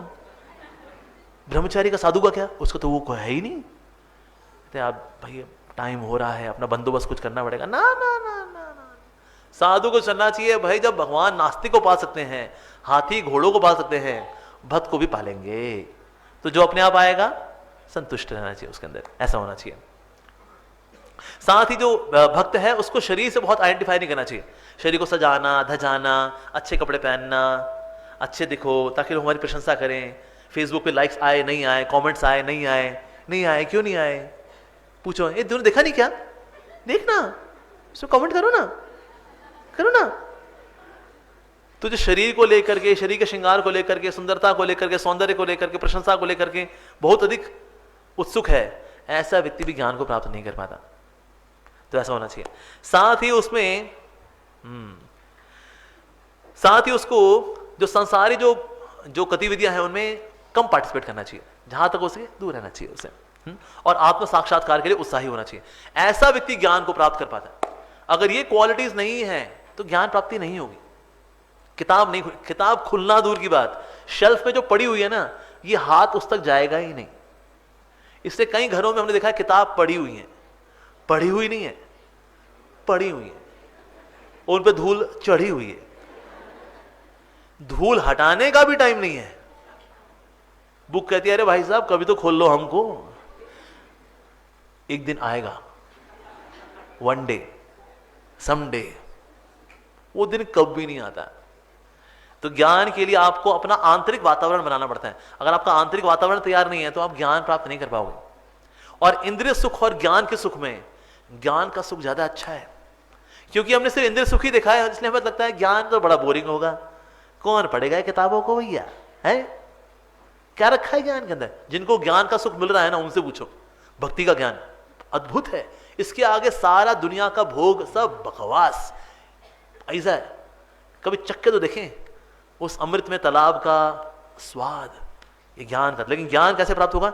ऐसे प्राप्त होगा वास्तव में। उसके बाद फिर उन्होंने पूछा कि ये ज्ञान प्राप्ति तो हो जाएगी, लेकिन ज्ञान का पर्पस क्या है? तो भगवान कपिल ने बताया तीव्र भक्ति। तीव्र भक्ति करने से ही भगवान की प्राप्ति होती है। सिर्फ ज्ञान से भी काम नहीं चलता। ज्ञान का अपना एक सुख है, लेकिन ज्ञान अल्टीमेटली जाने का चाहिए विज्ञान की ओर, यानी साक्षात्कार की ओर। ज्ञान आता है बुद्धि में, साक्षात्कार आता है हृदय में। तो इसलिए उस की ओर बढ़ना चाहिए। इंटेंस भक्ति, तीव्र भक्ति करनी चाहिए हमको। कितने समय तक? लंबे समय तक। तीव्रिया भक्तिया चिरम, चिरम, लंबे समय तक तीव्र भक्ति करेंगे तब जाके सिद्धि प्राप्त होती है। अरे भाई इतना कुछ करना पड़ता है, अरे बाबा, अरे बाबा। लेकिन हमें समझना चाहिए सस्ती चीजें महान नहीं होती और महान चीजें सस्ती नहीं होती। प्रेम भक्ति भगवान की सस्ती नहीं है, क्योंकि महान है ना वो, इसलिए वो सस्ती नहीं है। संसार के भोग आसान है, सस्ते हैं, इसलिए महान नहीं है। भक्ति महान है, इसलिए सस्ती नहीं है, जोर लगाना पड़ता है। इसे बता रहे हैं यहां पर तीव्रिया भक्तिया चिरम, चिरम, लंबे समय तक आपको करना पड़ेगी। साथ ही कोई स्वार्थ नहीं होना चाहिए उसके अंदर। जो तीव्र भक्ति है उसके अंदर कोई स्वार्थ नहीं होना चाहिए कि ये करूंगा तो वो लाभ मिलेगा, ये करूंगा तो वो लाभ मिलेगा। कोई सांसारिक लाभ के लिए नहीं, एक ही लाभ चाहिए हमें, वो है भगवान के प्रति प्रेम। भगवान हमसे प्रेम करते हैं, हमारा उनसे प्रेम नहीं है। ये वन साइडेड लव है, इसको टू साइडेड बनाना है मेरे को। तो ये भक्त का भाव होना चाहिए। साथ ही उसमें क्या होना चाहिए? ज्ञानेना वैराग्येना, ज्ञान के लिए प्रयास होना चाहिए और संसारिकता से विरक्ति, वैराग्य। वैराग का मतलब क्या है? विशिष्ट रूपेण राग। भगवान से विशेष आसक्ति होगी, अनासक्ति अपने आप हो जाएगी। ये वैराग्य अपने आप आता है। और वैराग्य मतलब ये नहीं कि आप यू बिकम केयरलेस, आप लापरवाह हो जाते हैं। क्या करें, अब तो वैरागी हो गए। बच्चे बोल रहे हैं माँ कुछ खाने को दे दें, क्या रखा है खाने पीने, ये संसारी बातें हैं, भजन करो बेटा।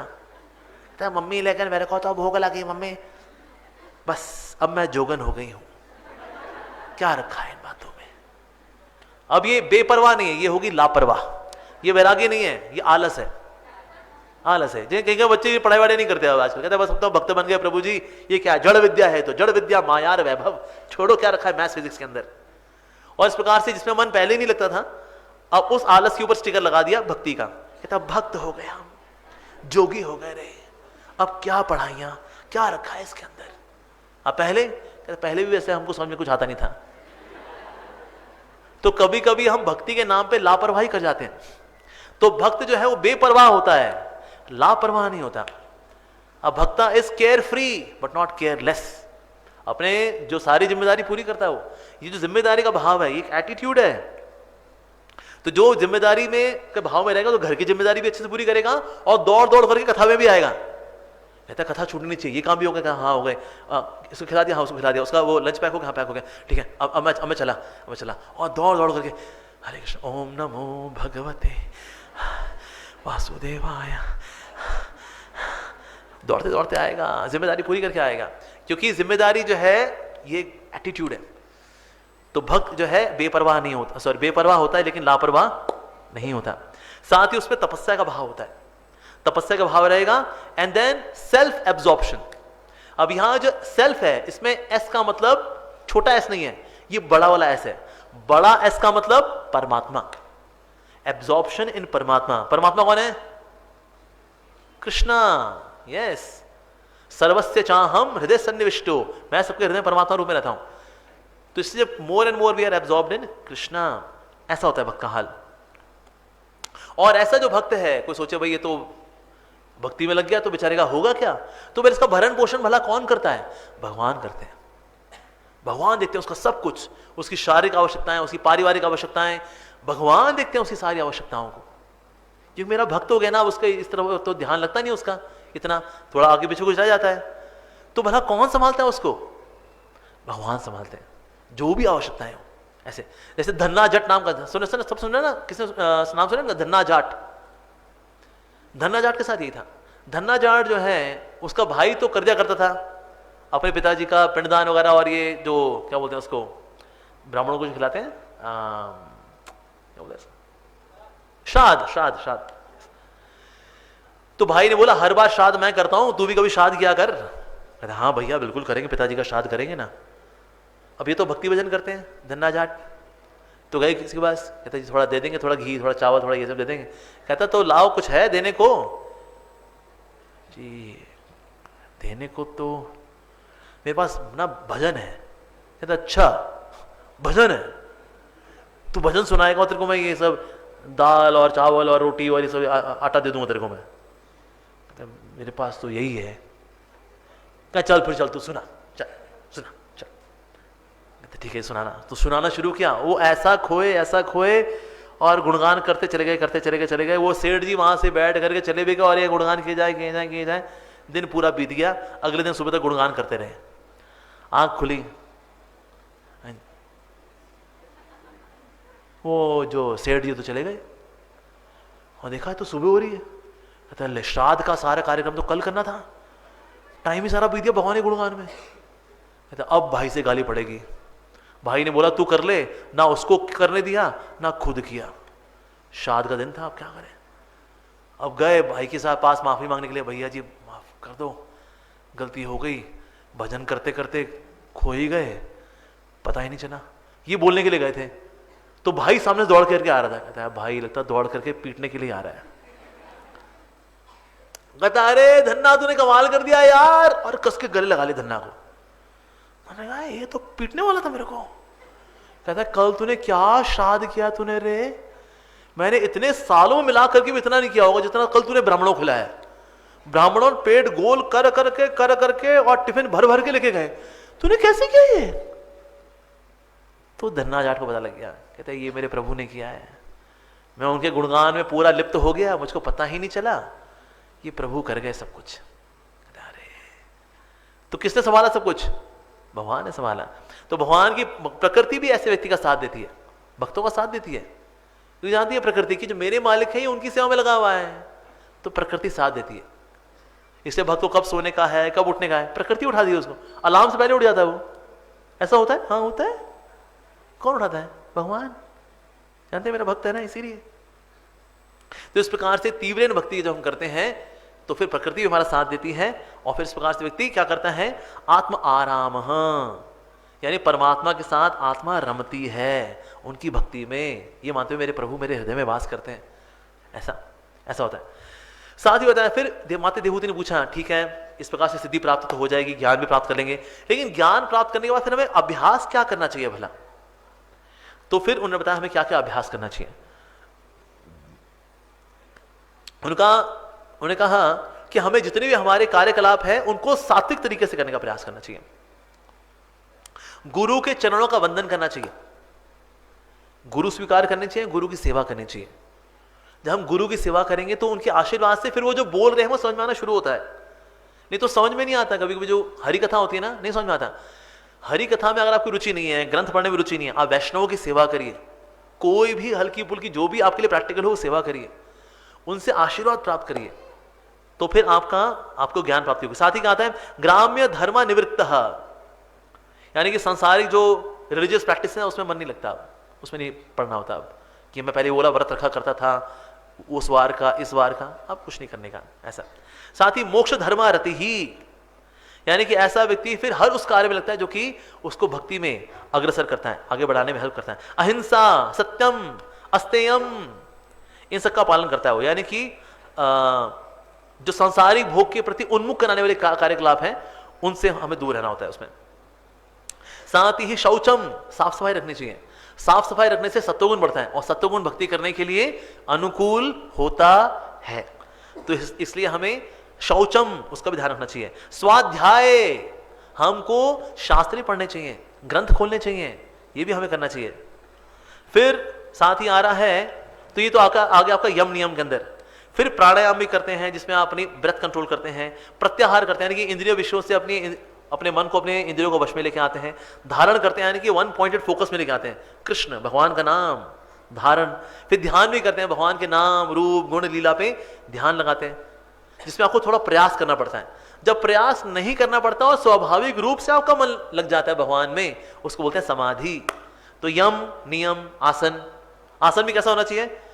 आसन बहुत ऊंचा ना हो, बहुत नीचा ना हो, कंफर्टेबल हो, ऐसा आसन होना चाहिए। अगर आपके घुटनों में दर्द होता है तो आप कुर्सी पे बैठ सकते हो, लेकिन आसन कंफर्टेबल होना चाहिए। जैसे पहले लोग कुशाग्रास बिछाते थे, उस पर बैठ के ध्यान करते थे, क्योंकि कुशाग्रास के पास ये बिच्छू सांप इत्यादि नहीं आते। सोचना आप ध्यान लगा रहे हो, बिच्छू आ गया, हे! सारा ध्यान गया, सांप आ गया, हे! ध्यान खराब। यहाँ फिर वो यहाँ पे पास नहीं, दूर है, तो भी आपका ध्यान नहीं लगेगा। हरे कृष्णा कृष्ण कृष्ण हरे हरे, हरे राम राम राम। तो इसलिए आसन ऐसा हो जहां पर डिस्ट्रैक्शंस कम से कम हो, ऐसा। तो फिर ऐसा व्यक्ति जो है समाधि को प्राप्त करता है। सो माता देवहूति ने पूछा, अगर वो समाधि को प्राप्त कर ले तो उसमें फिर क्या होता है? तो भगवान ने कहा कि आपको परमात्मा के दर्शन होते हैं। तो परमात्मा मतलब कैसे दिखते हैं? तो फिर परमात्मा कैसे दिखते हैं? फिर उन्होंने ये बताया परमात्मा मतलब कैसे दिखते हैं।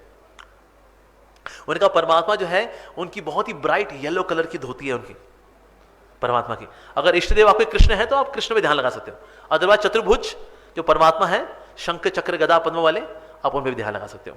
ठीक है जी। साथ ही श्रीवत्स भी उनके यहाँ पर होता है, यानी कि जैसा कर्ली हेयर जो उनके चेस्ट में होता है, दैट इज श्रीवत्स। साथ ही कौस्तुभ मणि भी होता है उनके गले में, कौस्तुभ मणि। साथ ही उनके बहुत ही सुंदर भगवान के यहाँ पर आर्मलेट्स भी हैं, ब्रेसलेट्स भी हैं और आर्मलेट्स भी हैं, यानी कि बाजूबंद भी हैं और यहाँ पर हाथों में, साथ पाँव में पाजेब भी हैं। भगवान का शरीर बड़ा सुंदर है। भगवान का शरीर जो कमर है सुमध्यमा, बीच से कमर पतली है और ऐसे करके शरीर चौड़ा हो रहा है। और ये नहीं कि जिम की वजह से हुआ है, भगवान जिम गए, भगवान ऐसे फिर वहाँ ऐसे जिम में जाकर शरीर, स्वाभाविक रूप से भगवान का रूप ऐसा है। भगवान के हिप्स बड़े बहुत गोल और सुडौल है, भगवान की पिंडलियाँ, भगवान की जांघें बहुत सुंदर है। हाथ जो है, हाथ के ऊपर यहाँ पर लालिमा भी है और लालिमा में यहाँ पर कुछ मार्क्स भी हैं भगवान के यहाँ पर, स्पेशली भगवान कृष्ण के यहाँ पर कुछ मार्क्स हैं। और एक एक मार्क के ऊपर अगर आप ध्यान देते हैं तो आपके जीवन में मंगल आता है, भक्ति बढ़ती है उससे। चरणों में भी भगवान के मार्क्स हैं, कुल मिलाकर के 19 मार्क्स हैं। एक पाँव में 11 है, एक पाँव में 8 है, 19 मार्क्स है भगवान के पाँव के ऊपर, उन पे ध्यान लगाना होता है। यहाँ लालिमा होती है भगवान के, भगवान की बड़ी सुंदर मुस्कान है, मुस्कान है, साथ ही भगवान ऐसे खड़े हैं और वो इतने सुंदर हैं भगवान, एक एक अंग भगवान का इतना सुंदर है कि उन सुंदर अंगों पे ध्यान लगा लगा करके जो भक्त का हृदय होता है वो चिन्मय हो जाता है। भगवान की जैसा चिन्मय रूप प्राप्त करता है वो, ऐसा नहीं कि वो भगवान बन जाता है, पर भगवान के समान चिन्मय रूप प्राप्त होता है। वन ऑफ द रीजन देखो, आप हरि के भक्त थोड़े अलग से सुंदर नजर आते हैं। एक सामान्य जन में लोग हैं और एक हरि के भक्त हैं, हरि के भक्त थोड़े अधिक सुंदर नजर आते हैं। कहते हैं ऐसे कैसे? क्योंकि भगवान हरि पे इतना ध्यान देते हैं। सुबह सुबह मंगल आरती पहुंचे थे गोविंद हरि के सामने, हरे कृष्णा कृष्ण कृष्ण हरे हरे, हरे राम राम राम हरे हरे। अब ऐसे जो ध्यान लगाएंगे भगवान के ऊपर तो उनकी सुंदरता का अगर आपको स्फुलिंग भी प्राप्त हो गया, अरे। एक समय एक व्यक्ति मेरे को बोला हमारी दिल्ली में, कहते मैंने देखा आपके इस्कॉन के लोग ना सभी बड़े सुंदर होते हैं, क्या आप सुंदर लड़कों को पकड़ते हैं क्या? कि सुंदर लड़कियां सुंदर लड़कों इनको पकड़ते हैं, इनको भक्त बनाते हैं, बस सूरत है हट यहाँ से। ऐसा करते हैं क्या आप लोग? हमने कहा नहीं, ऐसा नहीं है, हमारे यहाँ तो सभी का स्वागत है, चाहे कोई बाहरी रूप से कोई सुंदर हो चाहे ना हो, लेकिन भगवान पे ध्यान देते देते देते देते उनकी सुंदरता कुछ अंश हमें मिल जाता तो भक्त अच्छे लगते हैं। अरे आप कौन सी क्रीम लगाते हैं? पॉन्ड्स एज मिरेकल या ओले, कौन सी लगाते हैं आप? कोई क्रीम नहीं लगाते, हरे कृष्णा करते हैं बस। तो भगवान का बड़ा सुंदर रूप है। तो भगवान की जो भुजाएं हैं बड़ी सुडौल है। भगवान का गला जो है यहाँ पर उनकी 3 लाइनें हैं, यहाँ पर ऐसा बड़ा सुंदर चेहरा है, उनकी आंखें यहाँ ऐसे कमल नयन है, ऐसी सुंदर सीधी पतली सी नाक है उनकी भगवान की। होंठ है, बिंब जो फ्रूट होता है ना, लाल लाल फूल जो होता है, वैसे उनके भगवान के गुलाबी होंठ है। भगवान के मोतियों जैसे सॉफ्ट दांत है। सॉफ्ट दांत का मतलब क्या होता है? सॉफ्ट का मतलब अगर वो काटेंगे तो आपको कष्ट नहीं होगा। वैसे अगर हमारे दांतों में कोई उंगली दे दे, ले भाई उंगली गई। लेकिन भगवान के दांत सॉफ्ट, यानी कि अगर कोई किसी उंगली भी अगर आ जाए तो चुपता नहीं, कहता प्रभु आपके दांत कितने अच्छे हैं। या मोतियों जैसे भगवान के दांत हैं। भगवान की टोडी बहुत सुंदर है, बड़ी सुडौल टोडी है। भगवान कृष्ण के यहाँ पर गालों पे यशोदा मैया यहाँ पर सुंदर सुंदर ड्राइंग बनाती है चंदन की। ऐसा यहाँ पर मकर कुंडल है भगवान के, तो वो भी यहाँ से झूमते रहते हैं ऐसा, और उनका जो रिफ्लेक्शन है वो उनके गालों में पड़ता रहता है ऐसा। जो ललाट है उनका बड़ा चौड़ा ललाट है ऐसा। भगवान की नाभि बहुत गहरी है। भगवान के हस्त बहुत कमल के समान बड़े सॉफ्ट हैं। भगवान के पाँव बहुत सॉफ्ट हैं। पाँव के नीचे भी लालिमा है, वहां पर भी अलग अलग चिन्ह है भगवान के। भगवान की आवाज बहुत मीठी है, अद्भुत मीठी, इतनी मीठी कि अगर आप भगवान कृष्ण की अगर वाणी एक बार सुन लेंगे तो आपकी सारी इंद्रियां कान बन जाएंगी। हैं दोबारा बताइए, क्या? सारी इंद्रियां कान बन जाएंगी। ये नाक कान, आंख कान, कान सुपर कान, कान कान कान, क्योंकि ये दो कान सोचते, ये दो कानों से ना उनकी मधुरिमा है, उनकी वाणी की जो मधुरिमा है उसका पान भक्त नहीं कर पाता, तो सारी इंद्रियां उसकी कान बन जाती हैं कि यार मेरे को मधुरता का पान करना है। भगवान की वाणी इतनी मधुर है। इस प्रकार से भगवान का जो सुंदर रूप है उस पर ध्यान लगाना चाहिए। ये ध्यान लगाते हुए साथ में नाम जप करना, हरे कृष्ण कृष्ण कृष्ण हरे हरे, हरे राम राम राम हरे हरे। ऐसे जब भक्त ध्यान लगाता है भगवान की महिमा पर, भगवान के रूप के ऊपर, और ये देखते हुए कि ना भगवान आशीर्वाद देने के लिए आतुर है।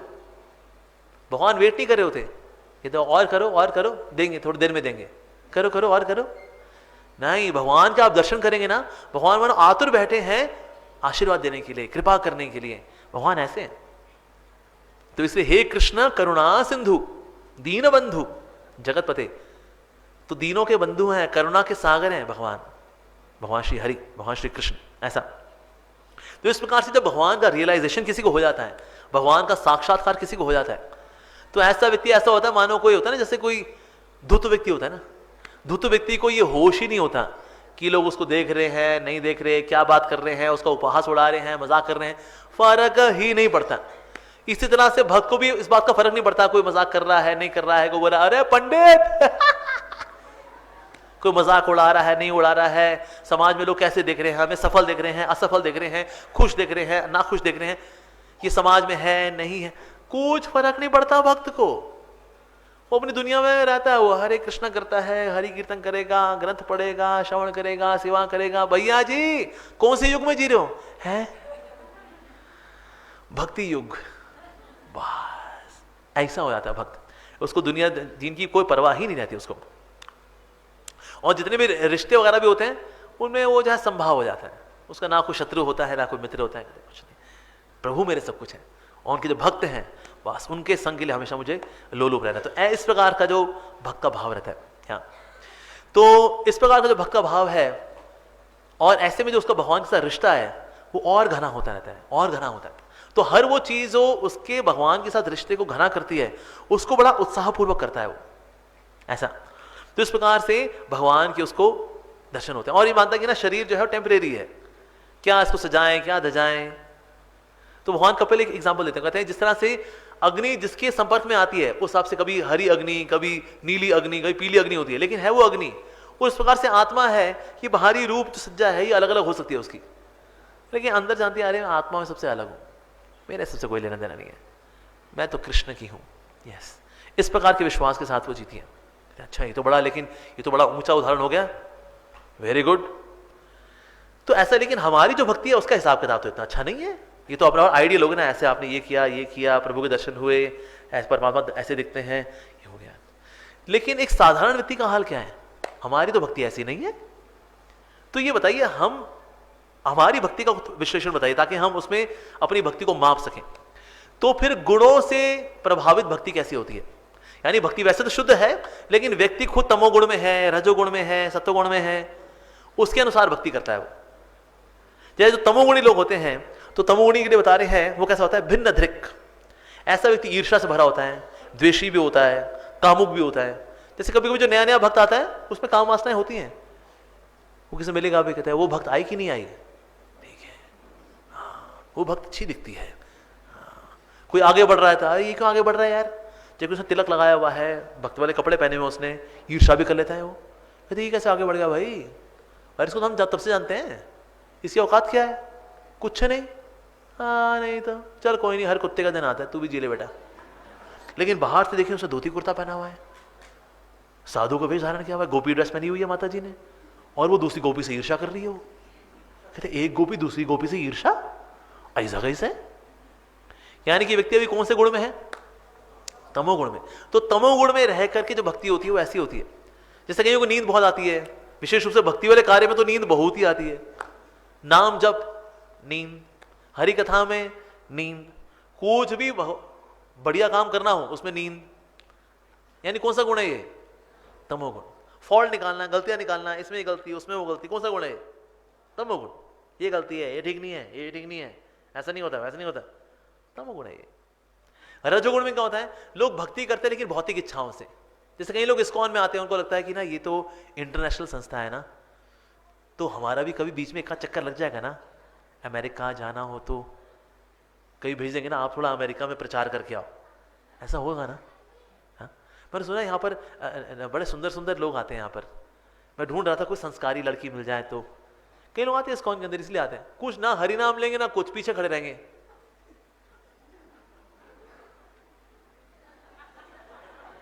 बात करें,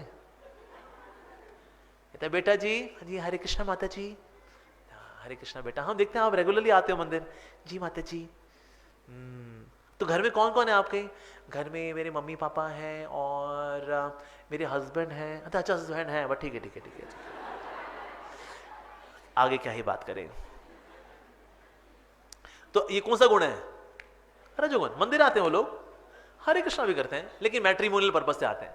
कोई अच्छा संस्कारी लड़का मिल जाए, क्योंकि बाहर सब दारू वारू पीने वाले, फाफा फूफू करने वाले, ये अच्छे लड़के मिल जाते हैं, और शरीफ लड़के हैं ये लोग, बाहर सब नवाज शरीफ, ये शरीफ। तो ये कौन सा गुण है, रजोगुण। तो हरे कृष्णा करते हैं, लेकिन उसके भाव, उसके पीछे भाव क्या है, अपना स्वार्थ, मुझे कुछ मिल जाए, मुझे कोई धन की प्राप्ति हो जाए, कोई सुंदर स्त्री मिल जाए, सुंदर पुरुष मिल जाए, कोई घूमना फिरना हो जाए, कोई धन की प्राप्ति हो जाए, ये रजोगुण है। ठीक है जी। तो रजोगुण से प्रभावित होकर भी लोग भक्ति करते हैं, उसमें कामनाएं होती हैं, निस्वार्थ भक्ति नहीं होती। वो उस भक्ति के पीछे कोई ना कोई प्रयोजन होता है कि मुझे तो ये लाभ चाहिए, ऐसा। सत्वगुण में क्या, कौन सी भक्ति होती है? सत्वगुण की भक्ति जो होती है उसमें मुक्ति की इच्छा होती है। तो ऐसा व्यक्ति जो है, जो कार्य करेगा रेगुलरली करेगा, पर क्यों कर रहे हो, बस संसार, बड़े दुख दिए हैं संसार ने जी, गधे हो गए हम तो, गधे जैसी जिंदगी थी, मर मर के जिए हैं, मर मर के जिए हैं। अब बस प्रभु से प्रार्थना है, हे मुकुंद मुक्ति दे दो, मुक्ति दे दो, मुक्ति दे दो। तो मोक्ष की अभिलाषा से जब भक्ति की जाती है तो वो है सत्वगुणी भक्ति। फिर आती है निर्गुण भक्ति। निर्गुण भक्ति में उसको मोक्ष की इच्छा भी नहीं होती, उसको बोला किस चीज की इच्छा होती है, बस मुझे आपकी सेवा चाहिए, उसको जहां जन्म मृत्यु जरा व्याधि दुख दोषानुदर्शन, इसका नर्क भेजो स्वर्ग भेजो, जहां रखना है रखो, बस मुझे आपका होकर के रखो। हमें हमेशा वो कार्य करूं जिससे आपको प्रसन्नता मिले। हे कृष्ण और राधा श्याम सुंदर जी, आप जिससे प्रसन्न होंगे ना मेरे से वो करवाओ बस। आप मेरे को अपने लिए कुछ नहीं चाहिए, कुछ नहीं मतलब कुछ भी नहीं चाहिए। तो कोई सोचे अच्छा जिसको कुछ नहीं चाहिए तो भगवान इसको फिर कुछ नहीं देंगे, कहते देखो कुछ चाहिए नहीं था, क्या करें, ठेंगा, ऐसा क्या? उसको भगवान परमानंद देते हैं, उसको भगवान उसको सर्वश्रेष्ठ आनंद देते हैं भगवान उसको, क्योंकि इसको अपने लिए कुछ चाहिए ही नहीं, इसको सब कृष्ण के लिए चाहिए। तो एक है कृष्ण से चीजें मिलने वाली सुख सुविधाएं, उससे मिलने वाला सुख, और है खुद कृष्ण के सानिध्य का सुख। ये है सबसे ऊंचा सुख वास्तव में। तो ऐसा सुख की अभिलाषा भी नहीं करता हो कि मैं निस्वार्थ रहूंगा, फिर मैं वैसी वाली भक्ति करूंगा ना फिर मुझे वो वाला सुख मिलेगा ना, उस सुख की अभिलाषा भी नहीं करता वो सिर्फ की अभिलाषा करता है, प्रभु मैं ऐसा हमेशा कार्य करूं जिससे आपको प्रसन्नता हो, मैं बोलूं इस तरह से जिससे आप खुश हो, मैं हर वो कार्य करूं जिससे आप खुश हो। ओ राधा कृष्ण, आपकी प्रसन्नता ही मेरा सब कुछ है। जब इस भाव के साथ भक्ति की जाती है, इसको बोलते हैं निर्गुण भक्ति। क्या बोलते हैं इसको? निर्गुण का मतलब ये नहीं उसमें कोई गुण ही नहीं है, निर्गुण का मतलब वो सांसारिक गुणों के परे आध्यात्मिक है, चिन्मय है। और कैसी भक्ति होती है वो ऐसी होती है जैसे कि गंगा नदी बहती है समुद्र की ओर, पर्वतों को ऐसे डॉज करते करते। ये प्रार्थना किसने की थी? माता कुंती ने। तो ये उदाहरण वास्तव में ये दे रहे हैं यहां पर फिर से भगवान कपिल कि ऐसी भक्ति जो होती है वो निर्गुण भक्ति होती है जिसमें अपना स्वार्थ कुछ नहीं होता, ऐसा। फिर वो बता रहे हैं कि अगर कोई अच्छा साधक होगा तो वो क्या करेगा? अच्छा साधक जो है हमेशा भक्ति के अनुकूल वाले कार्य करेगा, प्रतिकूल वाले कार्यों से बचेगा, ऐसा। तो भक्ति में लेकिन ये तो हो गया, चलो रास्ता आपने बता दिया, लेकिन कोई दिक्कत हो सकती है क्या पूरे रास्ते में? कोई जो कि चाबी है लेकिन फिर भी चाबी से ताला ना खुले तो ऐसा भी कुछ हो सकता है क्या? हाँ जी, ऐसा भी है। वो है अपराध। अपराध आते विशेष रूप से निंदा के रूप में, और निंदा में भी विशेष रूप से हरि के भक्तों की निंदा। बाहर से आपने देखा, उसको जज कर लिया, हो गया, लो गुरु की निंदा कर दी। क्योंकि गुरु हमारे ऐसे देखते हैं, ये तो वैसे बोलते हैं गुरु जी की जय, हमारे ऐसे ही तो है वो। मैंने रात को उनको सोते हुए देखा था, गुरु जी सो रहे थे, खराटे ले रहे थे।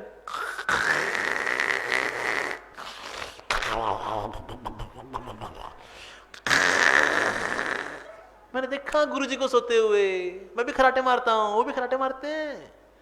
सुबह सुबह गमछा पहन के निकले हुए थे, कह रहे थे जल्दी दरवाजा खोलो, जल्दी करो। ये तो हम भी करते हैं, और क्या हम भी खाते हैं, डकार लेते हैं, वो भी खाए, सेम है।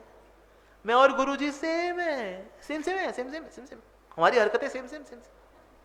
हाँ, 2-4 माला थोड़ा एक्स्ट्रा कर लेते हैं, वो ज्यादा अंतर नहीं है। हम 16 करते हैं, वो 18 कर लेते हैं। और तो इस प्रकार से जब कोई भगवान के भक्तों को, गुरुजनों को भी साधारण मान लेता है क्योंकि कुछ एक्टिविटी सेम है, इसलिए उनको जुकाम हो गया, ओहो जुकाम लगा है, विटामिन सी की कमी है, इम्यूनिटी वीक है गुरुजी की। तो सांसारिक दृष्टि आपने डाल दी साधु के ऊपर, तो फिर गए काम से। या फिर उनको क्रिटिसाइज कर दिया किसी वजह से, आपने सरफेस पे कुछ देखा पर उसके पीछे भाव कुछ और था, मगर लो जी इनका भी यही हाल, ओ हो जज कर लिया गुरु को, ऐसा भी हो सकता है। या फिर ईर्षा द्वेष में आकर के, यार इनको इतनी इज्जत क्यों है वैसे, और ऐसा है क्या इसके अंदर, ये जो कर रहे हैं तो हम भी कर लेंगे क्यों, वाई। तो इस प्रकार से उनको अपने सम्मान करके उनसे द्वेष करना, या अपने आप को सुपीरियर मानना, उनको इन्फीरियर मानना। यार इनको तो साल ज्यादा हो गए हैं, भक्ति तो हमारी आगे है, इस तरह से द्वेष करना। तो इस प्रकार से अपराध जब होते हैं, अपराध का मतलब अपराध, अप का मतलब बिना, राध का मतलब राधा रानी की कृपा। जब आपकी भक्ति राधा रानी की कृपा के बिना हो जाती है उसको बोलते हैं अपराध, offence. When you are thrown of the fence of bhakti, उसको बोलते हैं ऑफेंस। अपराध का मतलब ये भी है, अप का मतलब बिना, रात का मतलब स्नेह। आपकी भक्ति स्नेह रहित हो जाती है, पहले स्नेह सहित थी, अब स्नेह रहित हो जाती है, तो आपकी भक्ति बहुत ड्राई हो जाती है। अपराध पता क्या करते हैं? अपराध आपकी बुद्धि को पलट देते हैं। कैसे? वैसे देखा जाए भक्ति जो है वो रसीली है, भक्ति क्या है? रसीली है। संसार ड्राई, वरना रूखा सूखा है। अपराध करने की वजह से ना बुद्धि पलट जाती है, ऐसा हो जाती है। यानी भक्ति आपको लगेगी नीरस, अरे भैया हरे कृष्णा करो, ये कर लो महाप्रसादे गोविंद, क्या दुनिया देखो, अरे यार बढ़िया है यार, shopping complex, wow, first show, हाँ यार ये नई मूवी आई हुई है ना, अरे यार ऐसा, ये क्या सुंदर सुंदर लोग हैं यार, माय गॉड यार, अरे। तो जो नीरस है वो रसीला दिखता है, और जो रसीला है वो नीरस दिखता है। तो ये बुद्धि पलट कौन करता है? अपराध। तो जो अपराधी होगा ना उसका भक्ति मन नहीं लगेगा, नहीं लगेगा। शुरू में पढ़ता था मन लगता था, अभी लगता ही नहीं यार, क्या लिखा है पता नहीं क्या है ये, नहीं लगता मन, किताब नहीं खुलती, श्रवण के लिए नहीं आ पाते। पहले आया करते थे, अब नहीं आते। क्यों नहीं आ पाते? अपराध की वजह से। तो इसलिए भक्ति का रास्ता आसान है, सस्ता नहीं है। भक्ति इज इजी बट भक्ति इज नॉट चीप। भक्ति इज इजी, सस्ती नहीं है जी ये। हाँ, तो इसको लेके ध्यान रखना चाहिए। फिर संसार में भला जीव कैसे फंस जाता है, फिर उसको बताया किस प्रकार से माँ के गर्भ में जीव होता है। फिर वो 1 महीने में पहले जब पहली रात होती है तो फिर जो बीज है वो माँ के गर्भ में जाके जो अंडा होता है उसके साथ वो फ्यूज होता है। उसके बाद फिर जो 5वीं रात्रि आती है तो फिर एक बबल के रूप में आता है वो। फिर जब 10 दिन हो जाते हैं तो फिर एक जो होता है बब्बू गोश्ता, क्या बोलेंगे उसको, आलू बुखारा, उस साइज का हो जाता है वो ऐसा। फिर पहले महीने में सर निकल के आता है, दूसरे महीने में हाथ पांव बाकी अंग निकल करके आते हैं, तीसरे महीने के अंदर नाखून निकल के आते हैं, उंगलियां निकल करके आती हैं, पांव निकल करके आते हैं, बाल निकल करके आते हैं, हड्डियां आती हैं, चमड़ी आती है, ठीक है, और आईज आंखें आती हैं, नासिका आती है, कान आते हैं, मुख आता है और मल और मूत्र के द्वार आते हैं। ये आते हैं तीसरे महीने के अंदर। चौथे महीने के अंदर बता रहे हैं जितनी धातुएं हैं वो आती हैं, जो सप्त धातु वो आती हैं। 5वें महीने के अंदर भूख और प्यास भी आ जाती है। 6ठे महीने के अंदर जो पुरुष और स्त्री वाले जो अंग हैं वो डेवलप होते हैं। फिर उसके बाद फिर 7वें महीने के अंदर फिर चेतना भी आ जाती है, ऐसा होता है। बस मतलब ये नहीं कोई अबॉर्शन करा ले कि 5 महीने तो हुए हैं अभी तो चेतना नहीं आई ना, अरे मार दो, प्रोटीन का थैला ही तो है, अरे मार दो, अबॉर्शन करा दो, अरे मार दो, नहीं, हत्या है वो। तो इसलिए इस प्रकार से हर एक महीने, और ये मॉडर्न एम्ब्रियोलॉजी से मैच होता है। सोचिए भगवान कपिल आपको एम्ब्रियोलॉजी के बारे में बता रहे हैं और वो बिल्कुल मैच करता है आपकी मॉडर्न एम्ब्रियोलॉजी से, ऐसा। तो ये सब बताते हैं और फिर बता रहे हैं फिर बच्चा जो है अंदर तड़पता भी है, अंदर कीट वगैरह उसको काटते भी हैं, और तो वो प्रार्थना भी करता है कि प्रभु मैंने आपका भक्ति भजन नहीं किया तभी मैं संसार में हूं, अब मैं बाहर निकलूंगा ना मैं आपका भक्ति भजन करूंगा। बल्कि वो तो ये कहता है कि ना मेरे को यहीं पे रखो, मैं बाहर निकलूंगा फिर मैं दैव माया में फंस जाऊंगा और फिर मैं फिर से संसारिक हो जाऊंगा, मैं यहीं पे रह के आपका मनन करूंगा। 9 महीने इस प्रकार से रहता है वो। लेकिन फिर प्रकृति के है, फिर वायु जो है शरीर की उसको पुश करती है और वो बाहर भी आता है। तो बाहर आता है, फिर जो है बाहर भी आता है, बाहर जमीन पड़ा है, उसको बाकी और भी कीड़े मकोड़े भी हैं उनके साथ, वो भी है, उसको काटते भी है। माँ ने अगर बहुत चटकारेदार मसालेदार खाना खाया हुआ है उससे बच्चे को कष्ट मिलता है। तो इस प्रकार से उसको बड़े कष्ट होते हैं और फिर संसार में फिर से वो लग जाता है, बड़ा होता है, फिर लोग अले वेला सोना बच्चा, अले वेला मम्मा पापा चाचा चाची काका काकी फूफा फूफी। तो जो प्रार्थना की थी मैं बाहर निकल के भजन करूंगा, सिर्फ भोजन करता है वो, भजन गया, सब भूल जाता है, ऐसा होता है। ये प्रार्थना में लेकिन वो कर पाता है जिसमें थोड़ी भक्ति वगैरह हो, अन्यथा प्रार्थना का कोई संस्कार ही नहीं है उसके अंदर, पड़ा है वहीं पर कष्ट पा रहा है कोक के अंदर, ऐसा होता है उसके साथ हाल, ऐसा होता है। तो भला कैसे बचे, माया में व्यक्ति पड़ जाता है, तो यहां पर माया में व्यक्ति कैसे पड़ जाता है। तो सबसे बड़ा जो माया का जो घेरा है वो कैसे बनता है, बता रहे हैं यहां पर कि स्त्रियों के लिए पुरुष माया है और पुरुषों के लिए स्त्रियां माया है। कभी भी लगता है सिर्फ स्त्रियां ही माया है, ये तो बहुत अच्छे लोग हैं, ये सब बदमाश, ये ऐसा नहीं है। प्रभुपाद जी बोला करते थे स्त्रियां भी अच्छी हैं पुरुष भी अच्छे हैं, बस जब दोनों साथ आ जाते हैं तो गड़बड़ हो जाती है। The boys are good, the girls are good, but when they are together then they become bad. तो किसी भी सभ्य समाज के अंदर इसीलिए स्त्री पुरुष के अंदर एक रिस्पेक्ट का गैप होना जरूरी है। कई लोग शायद ये बड़ा पिछड़ा जमाना है, देखो ऐसे स्त्रियों को अलग बिठा के रखा है, पुरुष को अलग बिठा के रखा है। अरे मिलने जुलने दो, मिलो जुलो, घुलो मिलो, आनंद में रहो। ये कितना पिछड़ा है ये सारा, ये कल्चर, ऐसे औरतों को अलग अलग कर दिया है, उनको अलग अलग कर दिया।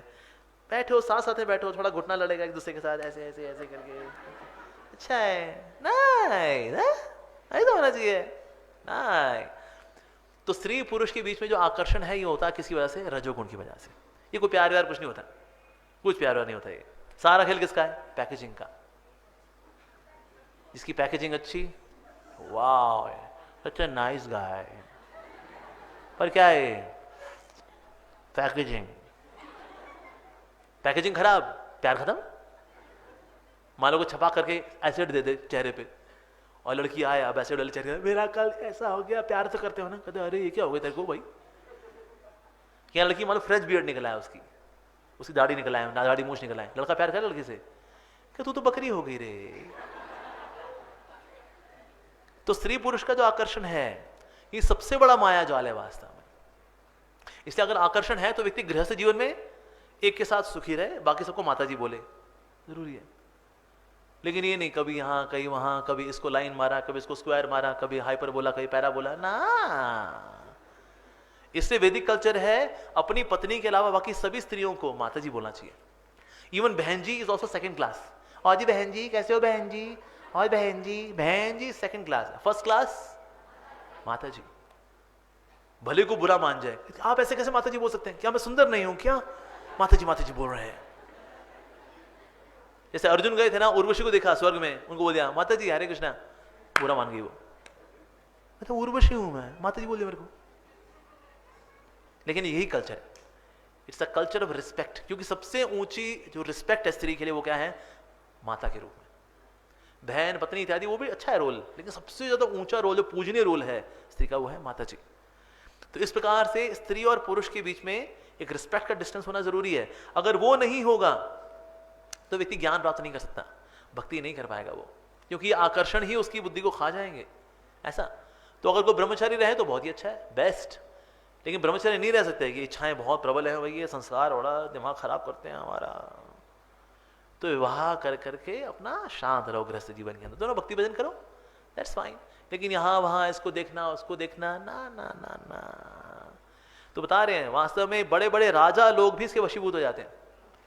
ये जो स्त्री पुरुष का जो आकर्षण है बड़ा घमासान है। माता रुक्मिणी कहती हैं कि मैं अपने पति के रूप में स्वीकार करूंगी तो सिर्फ कृष्ण को करूंगी और किसी को नहीं करूंगी। ये संसार में जितने जीव हैं सब ये हड्डी मांस के लोथड़े हैं और कुछ नहीं करना मेरे को विवाह किसी हड्डी मांस के लोथड़े के साथ, मुझे सिर्फ सच्चिदानंद विग्रह भगवान कृष्ण ही चाहिए, ऐसा बोलती है माता रुक्मिणी। तो हमारा भाव भी होना चाहिए वास्तव में कि अल्टीमेटली मेरे आत्मा के जो पति हैं वो तो कृष्ण है। इस जगत के अंदर हाँ फला फला है वो मेरे पति हैं, हाँ फला फला है वो मेरी पत्नी है, क्योंकि समाज में है तो एक बायोलॉजिकल रिश्ता भी हम निभाते हैं, सोशल रिश्ता निभाते हैं और अच्छे से निभाना चाहिए जिम्मेदारी के साथ। लेकिन अल्टीमेटली लेकिन आत्मरति किसमें होनी चाहिए, कृष्ण के अंदर होनी चाहिए ऐसा। तो इसलिए ये जो आकर्षण है ये बहुत ही घमासान आकर्षण है और इससे बचने का प्रयास करना चाहिए। और अल्टीमेटली में क्या करना चाहिए, वासुदेव भगवती भक्ति योग प्रयोजितः, ठीक है जी, जाना त्याशु वैराग्यम ज्ञानम यत ब्रह्म दर्शनम। और इस प्रकार से हम भक्ति के अनुगत जो ज्ञान और वैराग्य है उसका पालन करते हैं, ऐसे फिर हमें क्या होता है, ब्रह्म दर्शनम, यानी भगवान कृष्ण के दर्शन होते हैं। पर ब्रह्म है कौन, कृष्ण, परम सत्य धीमहि। तो ये जो पर ब्रह्म है कृष्ण, फिर हमें भगवान के दर्शन हो पाएंगे। इस प्रकार से भगवान ये सब चर्चा करते हैं कि भगवान का जो पथ है किस प्रकार से सर्वश्रेष्ठ है, ये भक्ति का पथ। भक्ति का पथ जो है ये कृपा का पथ है, तो इसलिए हमें इस पथ पे चलना चाहिए पूरे उत्साह पूर्वक और अपराधों से बचना चाहिए। और ये मानते हुए कि समय बड़ा कम है, लक्ष्य बहुत ऊंचा है, समय बड़ा कम है और लक्ष्य बहुत ऊंचा है, ये सोच के हमें हर एक क्षण को गुणवत्ता पूर्वक जीने का प्रयास करना चाहिए। चाहे हम किसी भी आश्रम हो, चाहे ब्रह्मचारी आश्रम हो या गृहस्थ आश्रम हो, हमें उस आश्रम में रहते हुए भरसक प्रयास करना चाहिए कि मनुष्य जीवन में कृष्ण प्रेमा भक्ति प्राप्त करनी है, ये सोच करके हमको जीवन जीना चाहिए। ठीक है जी, यहीं पे देते हैं हम विराम आज की कथा को। हरे कृष्णा। तो आज हमने तीसरा स्कंद था उसको पूरा किया, कल हम चौथे स्कंद में जाएंगे। तो चौथे स्कंद में पृथु महाराज की कथा भी आती है, वहां पर सती कथा भी, सती और भगवान शिव जी कथा भी आती है, उसमें पुरंजनी कथा भी आती है। तो कल हम उन पर चर्चा करने का प्रयास करेंगे। सबका बड़ा धन्यवाद। श्री प्रभुपाद की जय, श्रीमद् भागवतम की जय। थोड़े प्रश्न ले लेते हैं, ठीक है जी, किसी को प्रश्न है हाथ खड़ा कर लीजिए, फिर एक एक करके प्रश्न लेंगे हम। चलो माता जी शुरू करते हैं। हाँ जी माता जी पूछो। यस, माइक कहाँ पर है?